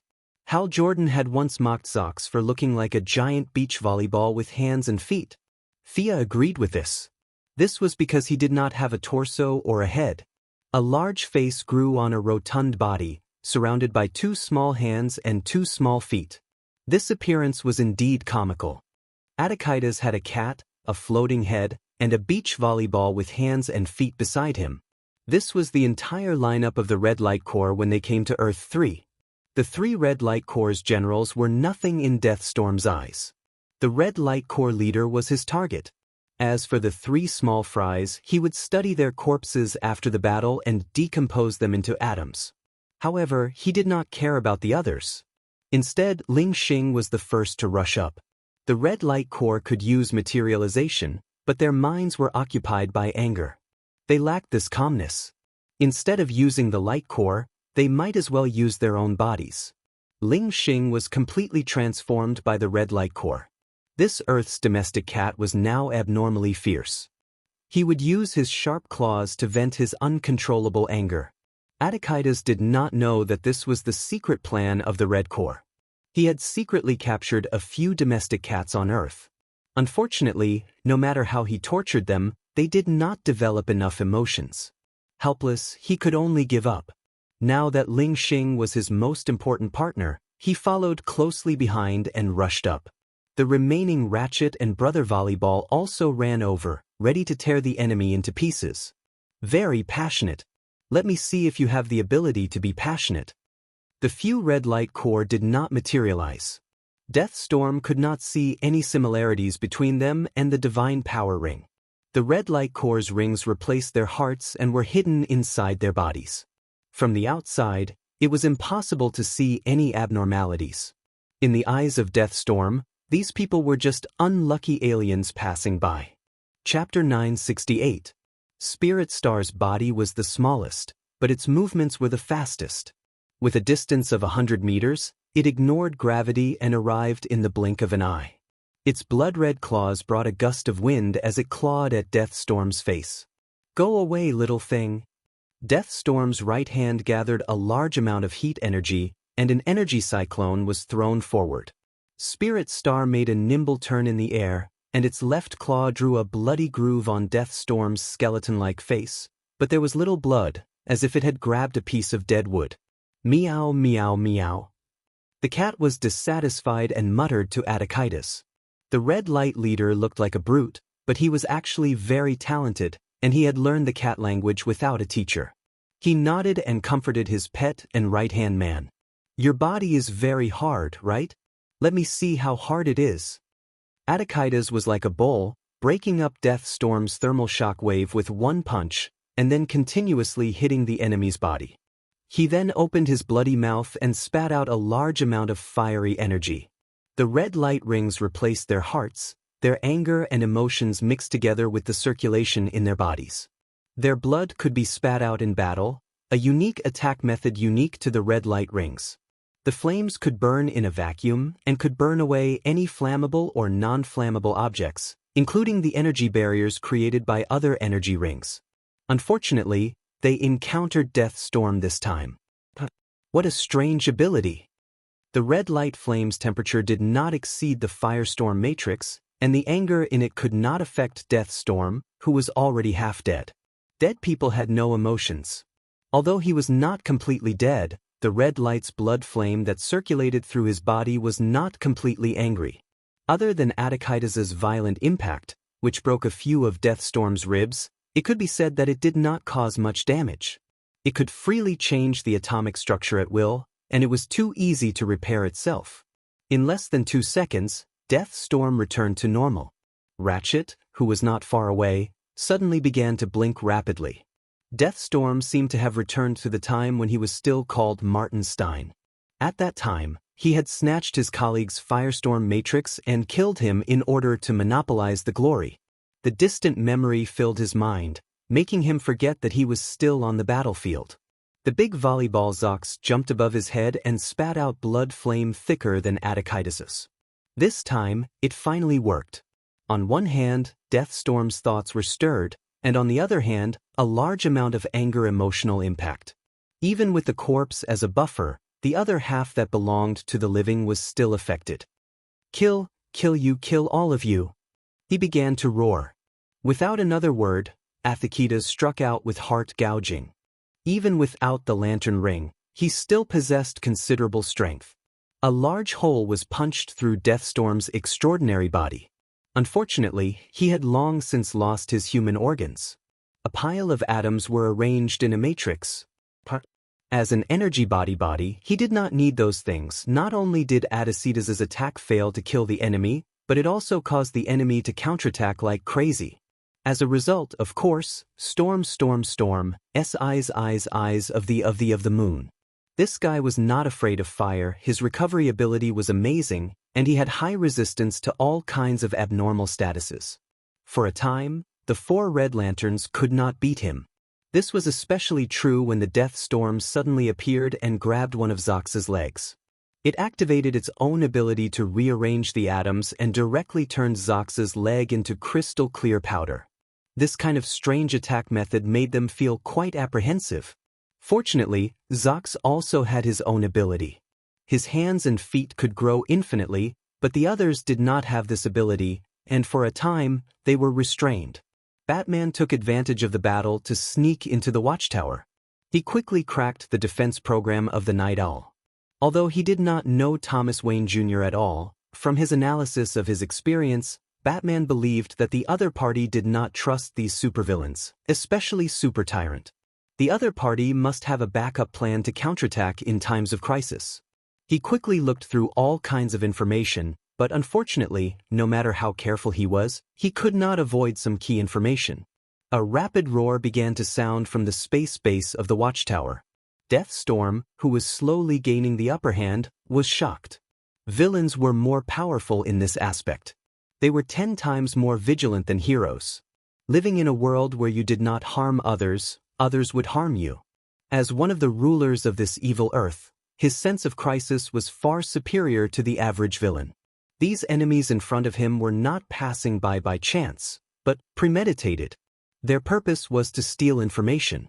Deathstorm was intelligent and quickly analyzed the reasons, but he couldn't figure out what these aliens wanted from Earth. "You guys are so slow."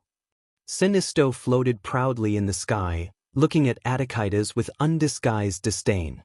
"Do you need help?" His nostrils were in the air as if he was giving alms. "No need."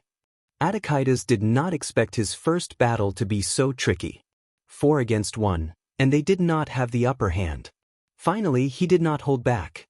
The lamp ring was not used usually, but it did not mean that he did not know how to use it.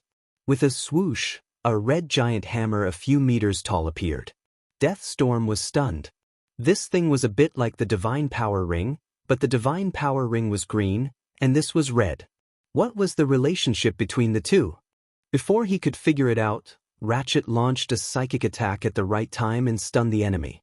The red giant hammer fell and smashed Deathstorm directly into the deep pit on the moon. After that, Attikides showed his skillful control skills, changing from a slap to a grab. A red giant hand firmly grasped Deathstorm and gradually tightened its grip. Deathstorm's body was very strong, but that was compared to ordinary people. He could change molecular structures at will, but it could only change objects that could be explained by the firestorm matrix. It was ineffective against the lamp ring that came from thousands of years in the future. "Who are you people?" He was a little dumbfounded. In his eyes, these people who were flashing with all kinds of lights suddenly jumped out from the crowd. There were red, yellow, green, and blue. His eyes suddenly saw hundreds of green lights, and he instantly realized the seriousness of the problem. But he did not realize that these people came from another universe until he finally found Hal Jordan. One was very brave and the other was timid. Their temperaments were completely different, but their appearance was not much different. Plus, they were all green lights, so Deathstorm finally realized his negligence. "You guys come from another world." He wanted to call a few of his companions. Although they looked united, at least they could maintain unity in front of a strong enemy. Chapter 969. Kill him. Seeing that he wanted to call for help, Sinisto reminded him loudly even though he didn't know who he could call for on the moon. Attikides didn't need to be reminded. He wasn't a kind person at all. He increased his emotional output and wanted to crush Deathstorm alive. Of course, the other party wouldn't give up easily. Deathstorm's body began to rapidly fission like a nuclear explosion, and his energy level was increasing exponentially. Self-destructing if he couldn't win. Such a ferocious enemy gave Attikides a shock. Sinisto didn't have time to pretend to be an expert. Although he looked down on Earth's civilization, his body couldn't withstand a nuclear bomb. He hurriedly put up a layer of light, and the other green, yellow, and red lights put up their energy shields, ready to resist the nuclear explosion. Hal wanted to dissuade him, but just as he opened his mouth, he saw a beam of light coming from afar, directly enveloping Deathstorm. The light rings and nuclear fission were all gone. The storm of death was separated again, and the person directly fainted, lying side by side with the corpse. Light didn't have any color, but if you looked closely, you could see that it seemed to have color. Looking at it a few more times, you could see that it was the color in your mind. The ball of light swept away the Deathstorm duo and tossed a shimmering object to Athekitas. This interceptor was naturally Thea. Deathstorm was very helpful to her in terms of atomic construction. In addition, his combat power wasn't bad. In fact, Earth's firestorm was also very strong. Unfortunately, the duo didn't have much offensive power and was limited by many conditions, such as morality and human nature. They couldn't even use 30% of their combat power. Deathstorm was much stronger. It could be seen from how he could suppress the 4 red lights. As for whether this guy was a bad guy or not, there was no doubt that Deathstorm was a bad guy. But he was also a scientist. Speaking of evil, the two-faced person was much worse than him. Compared to Miss He's subordinates, Deathstorm wasn't much worse. As for merging with the corpse, it was nothing to an ordinary person. But she was the goddess of death, and the number of corpses under her command could be counted in the trillions. She really didn't think it was a big problem. She threw Atekitas a divination-type divine artifact. Although it was called a divine artifact, it was actually made by the great liches under her command in the underworld. The main material was the leg bone of a little blue man that she didn't know which guardian it was. In the future, Atekitas would be able to use part of the little blue man's knowledge in his divination as a reward for this operation. A favor was a favor, and the benefits that should be given should still be given. At this moment, she was on Mars, and she was knocked unconscious by the deadly storm. She was then tossed back to Hell. Thea was trying her best to cooperate with the main body to suppress the will of the world here. The will of the world would use countless coincidences to build up a certainty. If she ignored it, this righteous action would have a high chance of failure. She stood calmly in the void, and not far from her, there was a person who was watching her attentively. It was a tall man wearing soft armor with a golden cloak. His face was ordinary, and he wouldn't stand out in the crowd. The only thing worth noting was that he was surrounded by a black aura, as if he had practiced some kind of demonic art. You are a unique life form, a special existence. Why do you want to participate in the struggle between ordinary life forms? That doesn't suit your identity. The man had been watching for a while, and only when Thea saved the deadly storm did he ask in a calm tone. Thea bowed slightly, and said in a neither servile nor overbearing tone, "Respected Watcher, our life forms are different, and our responsibilities are also different. You are responsible for monitoring, recording, and future planning, and I will do what I have to do." The increase in her realm allowed her to take a big step into the origin of the world. She was not afraid of a watcher who was similar to a programmed puppet. Then, her tone carried a hint of temptation. The purpose of the anti-watcher is to destroy and absorb this universe. Your responsibility and my purpose do not conflict, and we can even cooperate well. After all, the anti-watcher is your greatest enemy. The watcher continued to be calm. The universe is born, and it is also destroyed. This is the limit of the rules. Can you watch this universe die, watch yourself disappear, and be indifferent? Thea asked tentatively. I can. You are lying. There is still a trace of unwillingness in the deepest part of your heart. You are not ready to face death calmly, and you are even a little resistant. Like a candle in the dark night, I can see this very clearly. Thea exposed the truth mercilessly. Day after day, year after year, observing life forms and the universe finally made some changes to these watchers that were not set in the settings. They were eager to listen, unwilling to die with the universe, and had a little attachment to their own form of existence. Thea struck while the iron was hot. Since you are not ready, it means that it is not the time for your final destiny. This universe should not die at this time, am I right? After getting a super step, the watcher found an excuse for himself. That makes sense. Can I still continue to live? Fate was something that could be said in the opposite way, and it depended on how you understood it. There was a gap in the watcher's heart, and naturally, it would be broken with one attack. Go back to your monitoring area and continue to observe. The end of this universe has not yet arrived, and your responsibility still has to continue. Her tone was solemn and full of holiness. The watcher felt that what she said was reasonable. He could not just watch Earth. If a counter-watcher appeared, they would fight. Should he help, or should he help, Or should he help? Might as well go. The troublesome Watcher was fooled away, and Thea was relieved. The Watcher was not weak and could borrow a part of the universe's power. She only had the realm now, but she did not have the corresponding means to turn it into attack power. It was really not suitable for her to fight against them. She shook her head and continued to focus on the work in front of her. As soon as she started, she found an abnormality. The resistance of the worlds will seem to have weakened by more than half. Before, it was like a tug of war, but now it was as easy as crushing dry weeds. She originally planned to use 2 days to suppress it, but now it seemed that half a day would be enough at most. She could even slightly change some of the core settings. It was obvious that the Watcher helped her. She did not refuse at all. She brought her own food and saved his life. It was already good enough that she did not ask him for some world origin as a reward for the mission. When evil developed to its end, would it give birth to justice? She could not guarantee it, but that kind of universe did not conform to the rules of the world. In all the parallel universes, there must be a universe that represents evil. Thea was ready to push back the evil here a little and let them return to the state before Super Tyrant came to Earth. Although evil, there was still justice. This was the change she made to the world's will. She began to speed up the suppression of the world's will, and Batman also made a breakthrough. Chapter 970. Nightingale had indeed left a way to counter Chaoba. His watchtower would emit a unique electromagnetic pulse that disintegrated the external defense facilities of the Fortress of Solitude. Who are you? A bunch of ants. He looked very similar to Superman, but his face was full of hostility. The logo on his chest was not a capital S, but a U. Surrounded by many lanterns, he was not afraid at all.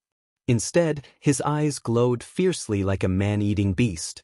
Do you think I didn't take precautions against Nightingale's little tricks? Chaoba sneered. As his voice fell, a large group of alien creatures flew out of the Fortress of Solitude. They had different characteristics, but the only thing they had in common was that part of their bodies had been mechanically modified and controlled by Chaoba. Some could spit acid, some could clone themselves, and some could turn into shadows to launch sneak attacks. Even if the lanterns were mentally prepared, they were still caught off guard by the various abilities. Looks like that old thing failed. I said that weak earthlings can't be trusted. I have to rely on myself for everything. The death storm sent the message at the end. Chaoba already knew that these guys came from another dimension, a dimension that they had coveted for a long time. Chaoba looked around and his eyes automatically found Batman. This guy looked ordinary and seemed to be the leader in the circle. He could be a good target to show off his power. His nature of bullying the weak and fearing the strong made Chaoba make a choice that he would regret for the rest of his life. He did not say a word and used the method of sneak attack. He bypassed the oncoming green lights and went straight for Batman. What's that? It was too fast. He did not understand what happened at all. He only saw a yellow light pass by in front of his eyes. At the critical moment, his body turned quickly, but the yellow light still cut a bloody groove on his shoulder. He turned to look at Batman and found that this guy was wearing a yellow and black battle suit. Only the cape was still black. The most important thing was that he was wearing a ring on his left middle finger. The ring emitted a very uncomfortable yellow light. What was this? Was it the same ring as the green light? Initially, Chaoba did not pay much attention to it. On Earth, the 3 God Power rings, Hal Jordan, was just there to make up the numbers. This made him feel extremely disdainful of Lamp Ring. But now that he had doubts, he quickly discovered a problem when he looked around. This was a dazzling, multicolored light. Among them, there were many yellow lights that made her uncomfortable. Go, all of you go. Super Tyrant didn't dare to go up himself, so he desperately controlled his mechanical creations to fight against Yellow Lantern.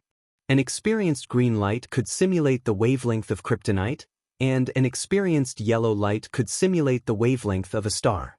Batman had only been wearing the temporary yellow light for a short period of time, but it didn't stop him from being familiar with the sun and accurately calculating the wavelength of the star. This was homework that he had left for Damien back in the year, and it was child's knowledge to him. He had spent a lot of time researching the creation, use, and destruction of such a high-tech item like the light ring. Although he hadn't researched much, his familiarity with the lantern ring wasn't inferior to Sinistos. As for whether or not he had the ability to inflict fear, ask the two-faced man, who was still afraid of Batman popping out of nowhere in hell, as well as the bad guys on the streets of Gotham. They all had the right to speak. "You're finished." Batman did not back down. He had beaten up Darkseid before, so Ultraman was nothing to him. He waved his hand and threw 3 yellow darts. Super Tyrant didn't know how these yellow lights could hurt him, so he didn't dare to take them head-on. He hurriedly dodged and dodged the darts. He had been invincible on Earth for too long, and he had forgotten to attack. In his subconscious, he didn't realize that he needed to defend himself if he was attacked. He had always been the one bullying others from above. When had he ever been beaten? When he saw Batman charging at him from the corner of his eye, he was already a few beats too late. He saw a fist with a golden glow coming straight at his face. "How dare you, puny Earthling!" Super Tyrant's face was ferocious as he reached out to grab Batman's fist.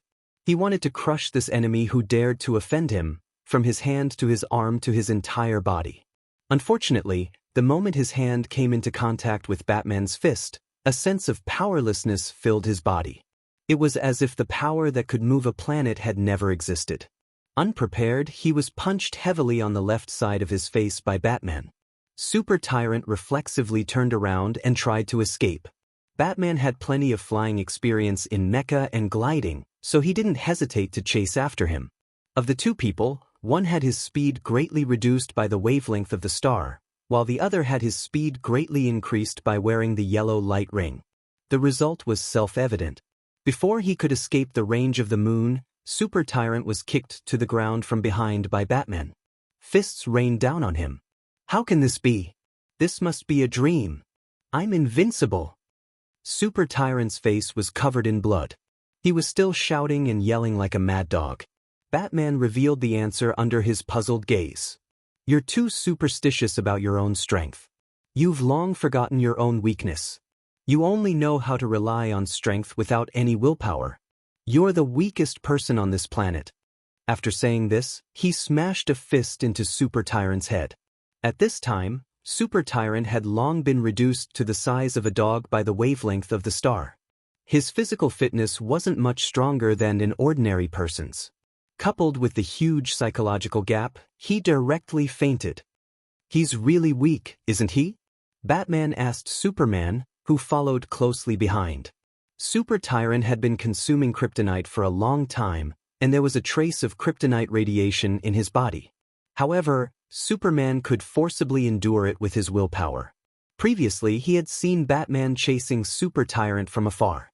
He was worried about his old friend, so he also chased after him. Avoiding the question of whether he was weak or not, Superman was very pleased. His path was not wrong. Batman also indirectly acknowledged this point. Willpower was more important than strength. If Super Tyrant had a little willpower, Batman might not have been able to beat him. Super Tyrant had completely lost to himself. If we don't give him kryptonite to absorb, he will have no strength at all. Take him back to Earth and imprison him. The two quickly reached a consensus on how to deal with Super Tyrant. There was no prosecution, no defense, no jury, and a life sentence effective immediately. "How do we deal with that thing?" Superman asked, pointing to the Fortress of Solitude that was still floating in the sky. "Pull it back to Earth," Batman said expressionlessly. "No. No." Superman immediately objected. Thea's voice also entered their ears. She also had the same opinion. The Fortress of Solitude was simply a piece of Krypton black technology. It definitely couldn't fall into the hands of an Earthling, even if it was the third version of Earth. Earth was a level 3 civilization that wasn't level 4, while Krypton was a level 8 civilization that wasn't level 9.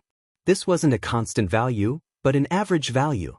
Some inventions on Earth were beyond the current level of technology, and Krypton had them too. The classic example was the Fortress of Solitude. Chapter 971. Think about Batman. How many years ahead of Earth was Luthor's technology? Who could calculate that? Brainiac believed that Luthor had level 9 intelligence. In order for Superman to grow up healthily and have a strong backing, Superman's father, Jor-El, had provided his son with the Fortress of Solitude.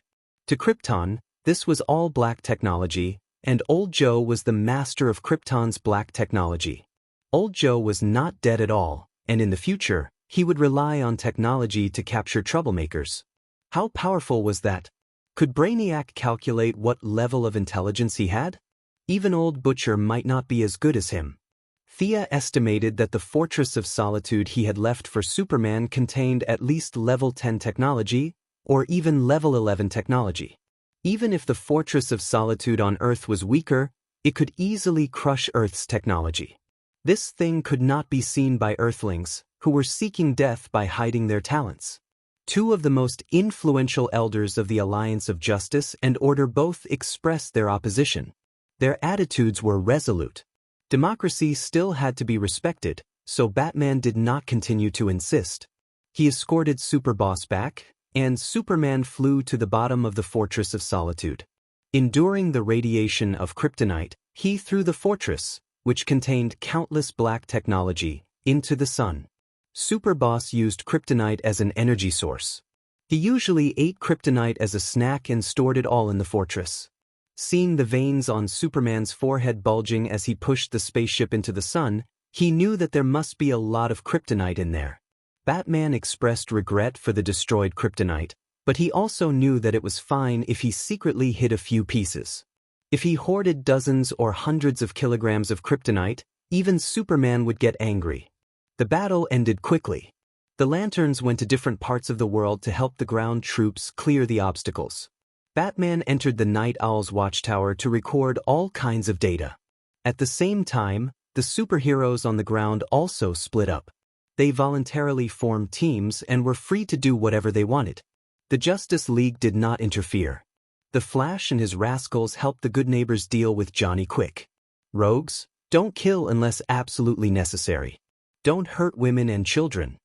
Captain Frigid, who was holding a freeze gun, emphasized again before leaving. His three teammates, Heatwave, Mirror Master, and Weather Wizard all agreed to this rule. You'd better remember this promise, the Flash said to them seriously. Captain Lung Han was very relaxed. Don't worry, the lady from your righteous alliance hired us.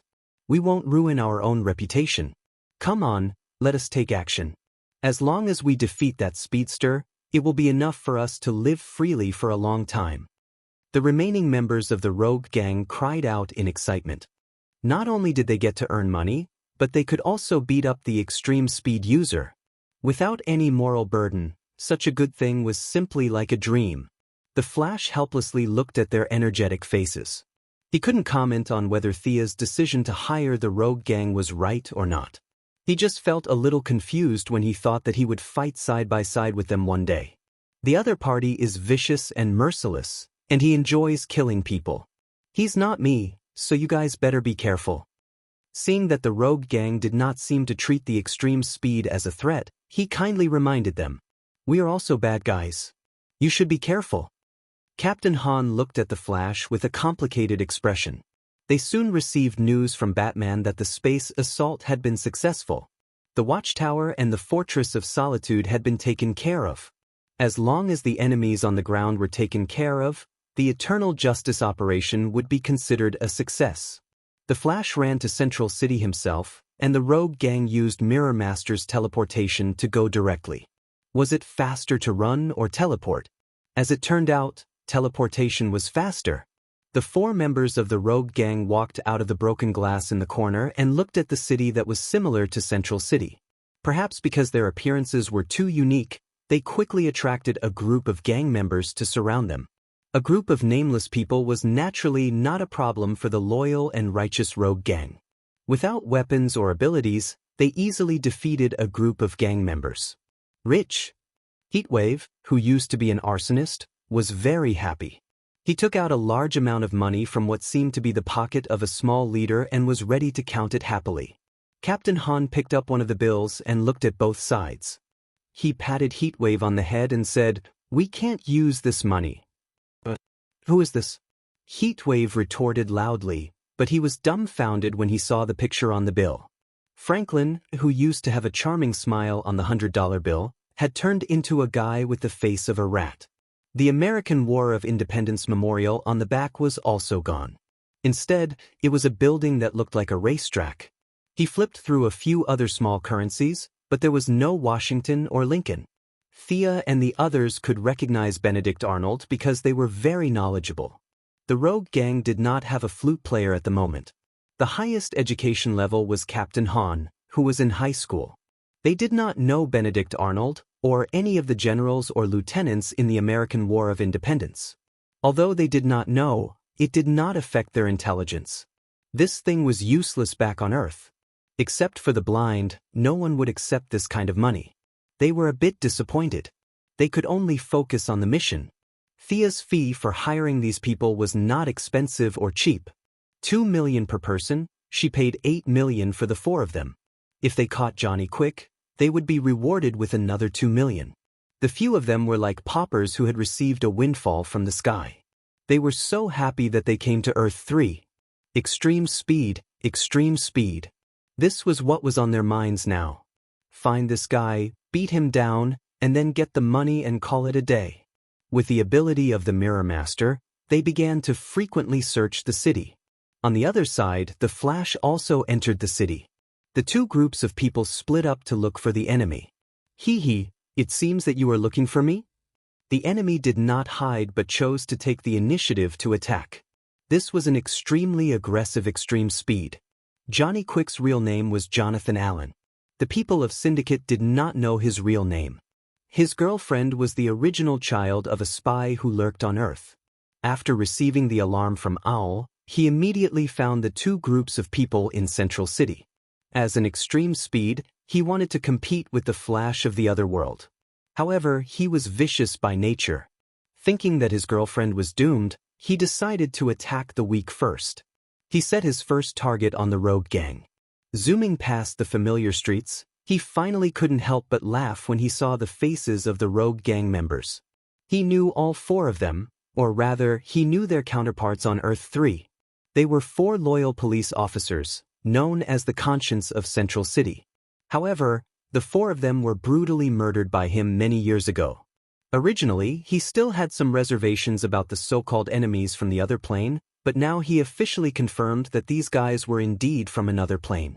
Chapter 972. After turning 2 corners, he rushed out from the shadows. He had already noticed that Mirror Master was responsible for the mobility of this small team. As long as he killed this person, the remaining 3 would not be able to escape from his hands. Unfortunately, he had the same problem as Super Overlord. He had underestimated the heroes of Earth 1 and overestimated himself. As someone who had been entangled with the Flash for so long, how could Captain Frosty not be on guard against a surprise attack from a speeder? His goggles were a combination of many advanced technologies, among which dynamic vision was the most important. When there was a high-speed reaction in the area, the goggles would automatically switch to auxiliary mode. Left! He shouted, aiming the frost gun at the left side of the road, and pulled the trigger. Heatwave and Weather Wizard reacted equally quickly, not caring if there was an enemy on the left side. Weather Wizard threw out a whirlwind, and Heatwave followed closely behind, spewing fire to both sides. Johnny Quick was blocked by the cold air. Seeing the whirlwind rushing towards him, he could only continue his assault on the wall, but he did not expect to collide with Heatwave's flames. With a bang, he was sent flying 3 or 4 meters away. The flames were burning fiercely. He hurriedly turned around and ran back. He wanted to use his high speed to extinguish the flames on his body. But since Heatwave and Miss Gotham's Firefly had discussed the experience of arson during the Night of Darkness, a lot of accelerants had been added to the flames, making them hotter than traditional flames and harder to extinguish. Johnny Quick ran for 3 kilometers before he was able to completely extinguish the flames. A large part of the protective suit below his left rib was burnt, and even some of his skin was damaged. He was caught by the Flash. Good and evil did not coexist. They simply confirmed each other's identity and began to race. After running a few steps, the Flash already had a 60% chance of winning. His opponent's speed was not as good as his. After being spurred on by Savitar and extreme speed, the Flash's speed had already surpassed Johnny Quick. The reason why they seemed to be evenly matched was because he was not familiar with the terrain here. Barry had experienced those few unconventional speedsters. Now that he looked at a normal speedster like Johnny Quick again, he felt that he really wasn't up to par with them. There was only one extreme speed on Earth, and Johnny Quick had no pressure at all. Naturally, he would not spend a lot of time on training. There might be a gifted extreme speed, but it was definitely not him. Seeing the two speedsters pulling out long yellow shadows and running further and further away, the rogue gang members were very unhappy. "The Flash, you're stealing the kill. You're too disloyal. That's $2 million. Mirror Image Master didn't say anything and chased after them with a few of his companions. Johnny Quick's head began to sweat. A minute ago, he had already disregarded his dignity and called for help from his companions. Unfortunately, their communication channel had been hacked by Batman, and no one received the message. Barry ran faster than him, so the frequency of his attacks was naturally higher. With the help of the rogue gang, Johnny Quick was almost knocked down several times, but he managed to escape with his cunning. "Mommy!" A little girl was snatched away from her mother's arms by Johnny Quick and thrown into the sky. Barry could only stop to catch the child. An old man with a white beard was kicked away by Johnny Quick. Regardless of whether he was a bad guy or not, the rogue gang abided by their bottom line and helped the elderly, women, and children. They also hurriedly followed to save people. Because of various factors, the speed of the two sides was once again equal. However, Johnny Quick was dealing with the 5 of them by himself, and slowly he could not hold on. The Flash and the rogue gang were deliberately forcing him to the outskirts. His range of activity was rapidly shrinking under the pressure of the two. He was unwilling to give up, so he set up a small trap. Johnny Quick used a fake move to cause a heat wave to hit a building. The fire burned very quickly, and the building was filled with smoke. At least dozens of people were trapped in the building. The Flash rushed in to save people. Without Barry's cooperation, the rogue gang encountered a great crisis. Damn you all! Johnny Quick hated these troublemakers. Without them, the Flash wouldn't have been able to catch him. The Mirror Master had a lot of means to move, and he was quite deceptive. Before, he was almost caught in the mirror world. Johnny Quick always cherished his life, and he did not dare to enter this kind of strange space. The weapons of Captain Cold and Heatwave were also lethal to him, especially the ice speed reduction was too fatal for him. He set his sights on the Weather Adept, who had powerful attacks but was 2 beats slower. The Weather Wizard was called a wizard, but in fact, it had nothing to do with traditional wizards. He was just a person with the ability to control the weather. Once he had time to accumulate energy, his attack power was far greater than the total of the rogue gang. However, in a normal battle, the weakness of his slow moves was easily discovered. Johnny Quick used him as a breakthrough point. It could be said that it was a very smart decision. Go to hell, trash. He quickly swept past the few people, leaving the ice and fire behind him, and reached out his hand to grab the Weather Wizard. Crash! The Weather Magus shattered into pieces like glass, and the excitement he felt when he thought he had succeeded was instantly extinguished. Looking at his hands full of broken glass, he knew that he had fallen into a trap. After all, the rogue gang was a group of bad guys, and a group of very united bad guys. They made full use of their own abilities and the character of their enemies. The Weather Wizard had left the team in the previous chase. He created a storm over the city and hid in the eye of the wind, which not only disturbed Johnny Quick's vision, but also slowed down his speed. At the same time, the Mirror Master created a mirror image to follow the few people, and finally led the enemies to jump into the trap. Bang! With a light shot, a large cloud of frozen air wrapped around Johnny Quick's calf. No one could run away with their legs frozen. Johnny Quick's face changed greatly. He hurriedly mobilized the power of lightning speed to accelerate the thawing of the frozen parts. At the same time, he bowed to Captain Cold and the others. I surrender, I surrender. I'll tell you a big secret. He tried to use words to buy some time. Even if it was only a little time, he could rely on the power of lightning speed to thaw it. Unfortunately, Captain Cold had already seen through his thoughts. He didn't talk nonsense with him at all. He kicked the frozen calf with all his strength. The ice cubes broke into pieces, and along with it, Johnny Quick's left leg was shattered as well. He lost his balance and fell to the ground, howling. Captain Cold directly knocked him out, then put on the power suppression collar and ordered Heatwave to carry him. "Let's go, we caught one alive. Let's go to that lady's secretary and get the money." The rogue gang members were very happy to kill the enemy so easily, and they were even happier to get money. Chapter 973. In the distance, Barry had just rescued the ordinary people in the building when he saw that the enemy had been knocked unconscious. Captain Han was still waving at him. "Thank you for your help, Flash." The few of them used the Mirror Master's ability to teleport back to the base camp to collect the money. Barry shook his head. He really couldn't comment on the rogue gang. They weren't bad people, but they didn't seem like good people either. He stopped thinking about the rogue gang and ran to the other side to support Superman. After Superman destroyed the Fortress of Solitude, he took a short break and landed in the metropolis. Night Owl and Super Queen were having a secret rendezvous behind Superboss back. The alarm in the watchtower alerted Night Owl. They quickly put on their clothes and contacted the Syndicate urgently. As a villain without any superpowers, Nightingale had his own uniqueness to be able to survive among the treacherous villains such as Super Tyrant, Deathstorm, and Johnny Quick, and to be able to do so well. While Super Queen was still at a loss, he instantly thought that Earth One's butler must have been exposed and then triggered a counterattack. He made a prompt decision to run out. His idea was simple. He had to protect himself first. Under this premise, he would decide whether to run away or rescue his companions who were on guard against each other. Now that everything was unclear, he needed information, a lot of information. Night Owl had left a lot of secret plans in the metropolis since he was fooling around with Super Boss Woman behind his back. Today, he could use them. Unfortunately, when they were 100 meters away from the secret base, Superman descended from the sky and blocked their way. He had never been so passive, but Night Owl didn't panic. He first looked at the familiar clothes and smiled. "A Kryptonian from another world? Surrender, and I promise you will receive a fair trial," Superman said as he was also on guard. Night Owl smiled and didn't say anything, as if he didn't hear anything. Super Queen, who ran over with him, laughed loudly. "A fair trial fair.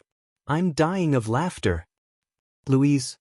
Looking at his wife's counterpart in front of him, Superman felt a little uncomfortable.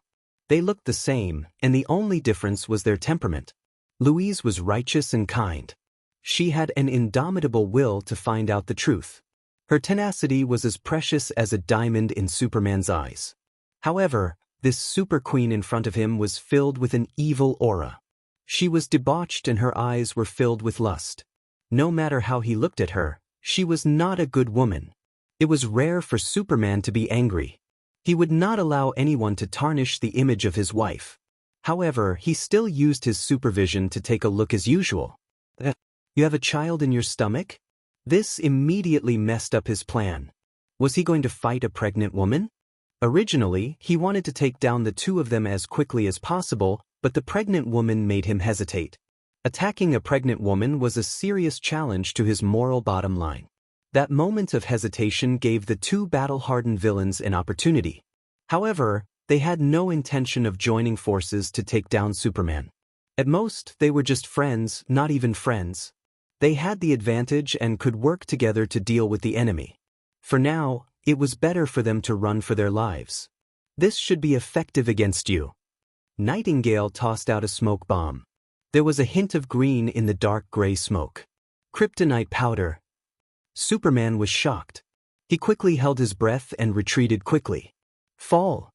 The Super Queen threw out a noose covered with thorns and wrapped it around Superman. She borrowed the momentum and jumped behind him. However, Nightingale was one step faster. This was his secret base. In terms of familiarity, he was much more familiar with it than the Super Queen. He quickly ran into a large door. Nightingale casually glanced behind him. He did not say anything about saving his companion and lover. Instead, he closed the door and walked in coldly. The Super Queen was not surprised by her companion's heartlessness. If she were in his shoes, she would have made the same choice. However, she was facing Superman alone. It was not a good choice. She had no choice but to run. The Super Queen put away the noose and prepared to run back the way she came. However, she underestimated Superman's willpower. It was a huge mistake to measure Superman's willpower.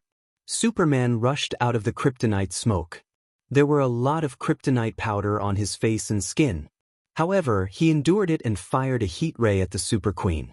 Faced with the same ability as Superba, the Super Queen did not dare to take it head-on.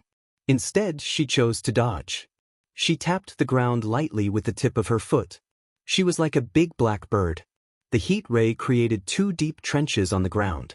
Unfortunately, it missed. The Super Queen flew away lightly. This Super Queen was very powerful. Enemies who could fly with their own strength were generally not weak. Superman remembered Thea repeatedly saying that Louise had potential. He finally believed it. The kryptonite powder still had some effect on Superman. His speed was greatly reduced. He could not hit the stomach or the head. Superman could only aim his heat ray at the enemy's arms, thighs, and other body parts. The Super Queen dodged left and right in the air. Superman did not stop. The distance between the two was rapidly closing. "Do you think I'm afraid of you?" The Super Queen was not slow. However, she knew that she was not as fast as Superba. Therefore, she was probably not as good as this Kryptonian from another dimension. Her speed was already at the limit. There was no room for her to increase her speed. Superman behind her was quickly getting rid of the kryptonite powder's influence. His speed seemed to have no limit. The Super Queen could only turn around and fight. While the enemy was still affected by the kryptonite powder, she had to end the battle. Otherwise, she would be no match for him in a while. Superman and the rest felt that the enemy was their counterpart, so they had a psychological advantage in the battle. In fact, the reverse was also true. From the perspective of the Earthlings, Superman and the rest were Superba's counterparts. No one thought that they were an illusion. They all felt that they were the most real. Both sides had underestimated the enemy. The difference was who realized the problem first. The Super Queen's thorny lasso wrapped around Superman's left arm, where the kryptonite powder was the most concentrated. The Super Queen liked to see the enemy crawling at her feet in pain. Her lasso was different from Diana's lasso of truth. It would make the victim feel hundreds or thousands of times more pain. Other than the Night Owl, she had never seen a second person who could resist this kind of pain. Unfortunately, she saw a second person today. The intense pain diluted the kryptonite's weakening effect on the body. Superman had recovered more than half of his strength. He dragged the Super Queen in the opposite direction and threw a punch at her the moment she approached him. The Super Queen was pregnant, so he definitely could not hit her stomach. Some parts of her chest were also not suitable for him to hit. Superman was also hesitant when he attacked. Coupled with his old habit of holding back against his enemies, this punch was not even 30% of his normal strength. Even so, the punch still broke the Super Queen's shoulder blade. She screamed, "Come and help me!" Then he heard a roar, followed by a bolt of lightning that was as thick as a bucket, striking down at Superman from the sky. Chapter 974. The surface of the lightning was surrounded by countless white lights and contained a large amount of energy. Its speed was so fast that it exceeded the limit of the retina. Caught off guard, Superman was hit by the lightning head-on. Amidst the deafening explosion, Superman was sent flying like a toy. He rolled continuously, plowing a long pit more than 500 meters long and 1 meter deep on the ground. He knocked down 3 buildings and countless cars along the way before he finally stopped. Encountering a strong enemy, Superman was not afraid. Instead, he was happy. He was a warrior with a strong sense of honor. No matter how bad this woman was, he did not want to hit a woman, especially a pregnant woman. He really did not know how to do it, so he had no scruples about this new enemy. He looked at the man who had just appeared beside Queen Chao. He had short chestnut red hair, a thick beard, and a strong body. He looked like a man with an extraordinary temperament. The man was wearing a black half-body soft armor with a huge lightning symbol on his chest and a long cloak behind him. Magic! Superman moved his body. The huge lightning made his body a little numb, but the huge energy impact also shattered the kryptonite powder on his skin, which was equivalent to indirectly helping him.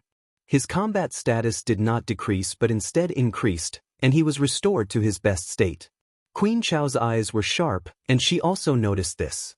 She could not help but secretly scold him for being an idiot. However, she did not dare to vent her dissatisfaction with the terrifying man beside her. She even had to show her respect. The guy who appeared in front of you is Lex Luthor. He is even more ferocious in real life than in the pictures, Batman informed Superman through the official channel. He had occupied Owl's watchtower and was now desperately downloading all kinds of data. Naturally, there was information on Lex Luthor. Owl had recorded information on many villains on Earth, but only Lex's record was vague. It was marked as the most dangerous, the most deadly, and the most unpredictable. To distinguish him, let's call him Lex. This Lex was originally a member of the Syndicate, but they completely broke off. According to Owl's analysis, Lex has the superpower to absorb other people's superpowers. According to his analysis, this superpower was not born naturally. Lex is very aggressive and manic.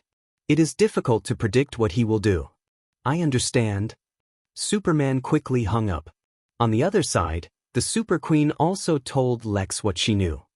Great, after killing them and absorbing their abilities, my evolution will be strengthened again. Lex was full of fighting spirit, looking at Superman as if he was staring at a piece of fat meat. Queen Chao cursed the madman in her heart. However, this madman had immeasurable abilities and was her only hope now. Help me guard the surroundings. After Lex finished speaking, he brought out a burst of black gas, and several bolts of lightning continuously shot out from his palm. Queen Chao was just what she wanted. She stood by the side and watched the battle. Superman dodged the lightning with a few agile turns. Just as he approached Lex, he saw her open her mouth, and a faint sound wave hit Superman's face. Superman, who was caught off guard, hurriedly sealed off his hearing organs, but it was still a step too late. Lex's sonic attack was too sudden, and Superman only felt dizzy for a moment. Countless illusions appeared before his eyes. You are finished, Kryptonian. After absorbing your power, Chaoba will no longer be a match for me. Lex could ignore the rules and absorb the abilities of the superpowered people who were killed by him. This was the main reason why there were only a few of them left in the Syndicate, although there were many members in the beginning. It was not a problem to kill people behind their backs, but if it happened too many times, no one would be able to stand it. The most serious thing was that he threatened Chaoba's position. A large amount of corrosive liquid emerged from Lex's palm, and he grabbed Superman's neck. Just as he was about to make contact, a yellow lightning flashed past, and Superman was taken 100 meters away. Of course, it was the Flash who rescued him. He had been running around the continent for half a lap, and now he finally showed his value. Lex was very knowledgeable. He had been coveting Johnny Quick's ability for a long time, and he knew very well what it was. The power of speed. This ability is also mine. Lex looked up to the sky and laughed wildly. Clark, how are you? The Flash asked in a low voice as he ran a little further with Superman. It's similar to the Black Canary's sonic attack. Put me down. I should have recovered. Superman was depressed. If the sonic attack's damage to ordinary people was 1, it would be 10 for people with super hearing like him.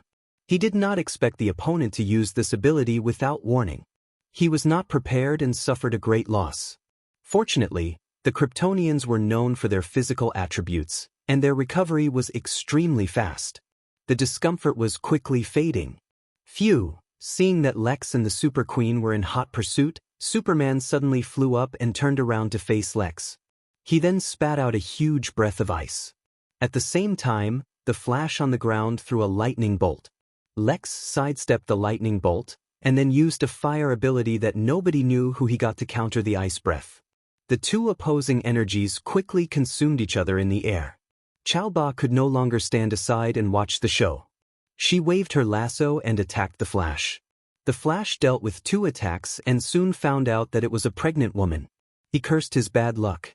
He was kinder than Superman. He fought with fear and was even at a disadvantage.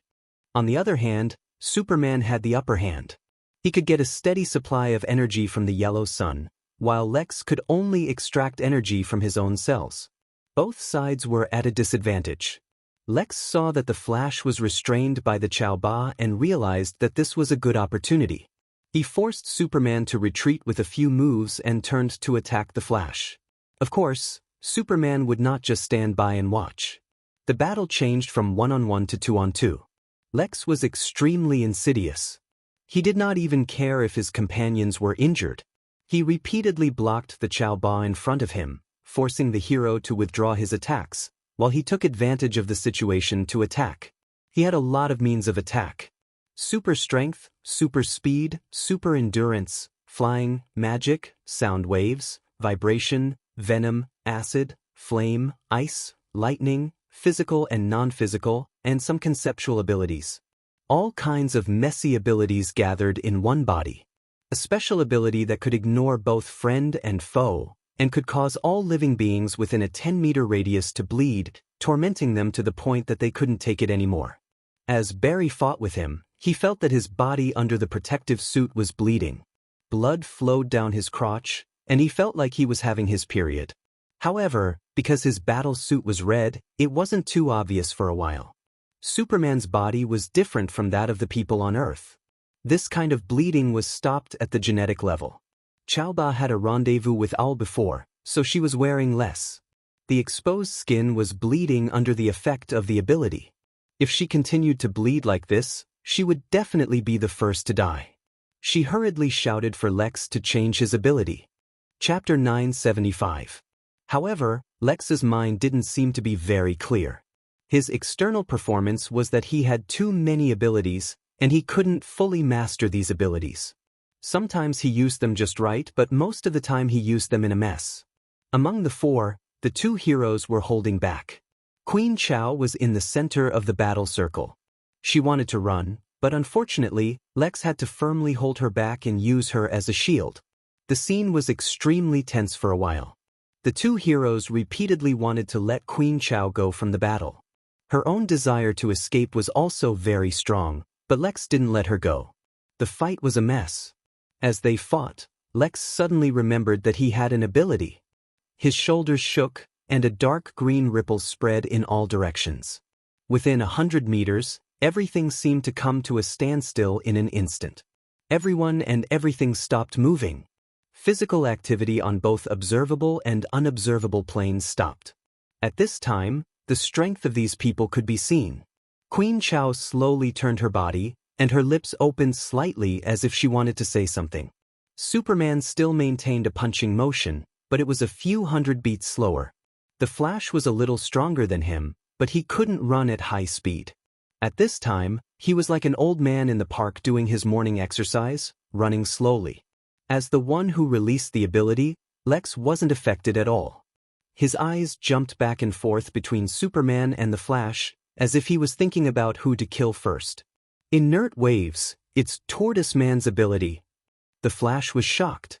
Thea had studied Tortoise Man's ability. Later, Green Arrow also used an inert slowing grenade to help deal with Savitar. Savitar was tortured to death. This kind of slowing was extremely overbearing. Unless prepared in advance, it was almost unsolvable. In the midst of the strong deceleration, he barely managed to say a sentence, and then he was ready to pull Superman out of the range of the deceleration. The stronger the ability, the more restrictions it had. The results of Thea's research showed that even Tortoise Man himself could only use it twice a day. After 2 times, the cells couldn't provide more energy. Even so, once the number of times of the strong deceleration exceeded a certain threshold, the body would fall into a state of low speed until it completely stopped. The form of life would stagnate, or in other words, die. The Flash didn't have time to think about the drawbacks of this move. He pulled Superman, and the two brothers ran out together. If they were villains, they would definitely run for their lives. Whoever they caught would be unlucky. However, the heroes did not have such thoughts. They ran out together. The truth was similar to what he had estimated. This trick was obtained from Lex killing the 3 Tortoise Men on Earth. He only used it once a day. After using it, he felt uncomfortable all over, and his brain's thinking and reaction would be very slow. After obtaining this ability, he had used it twice, and the aftereffects were too great. After a long time, He had almost forgotten that he had this ability. This time, his attack was successful. His body was not affected by the speed reduction. With a look of ecstasy, he pounced on Superman. Less than 100 meters away, the Superman flash ran for a long time, but Lex caught up in an instant and easily dodged Superman's fist. There was a blue electric light in his palm, and he grabbed Superman.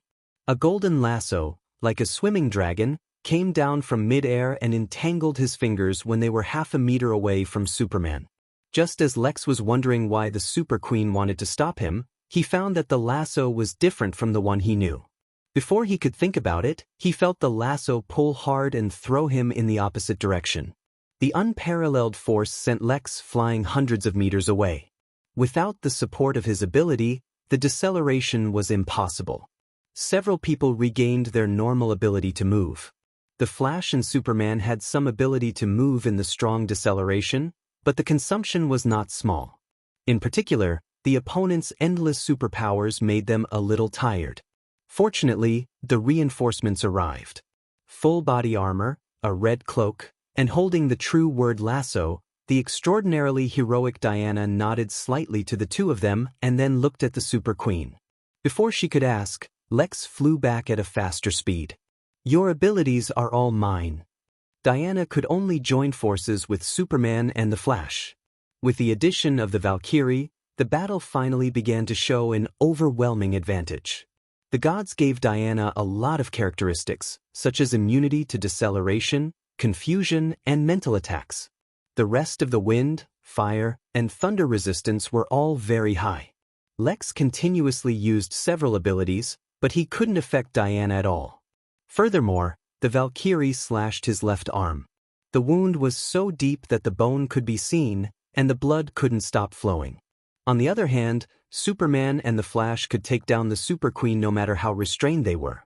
The evil syndicate's complete defeat was right in front of them.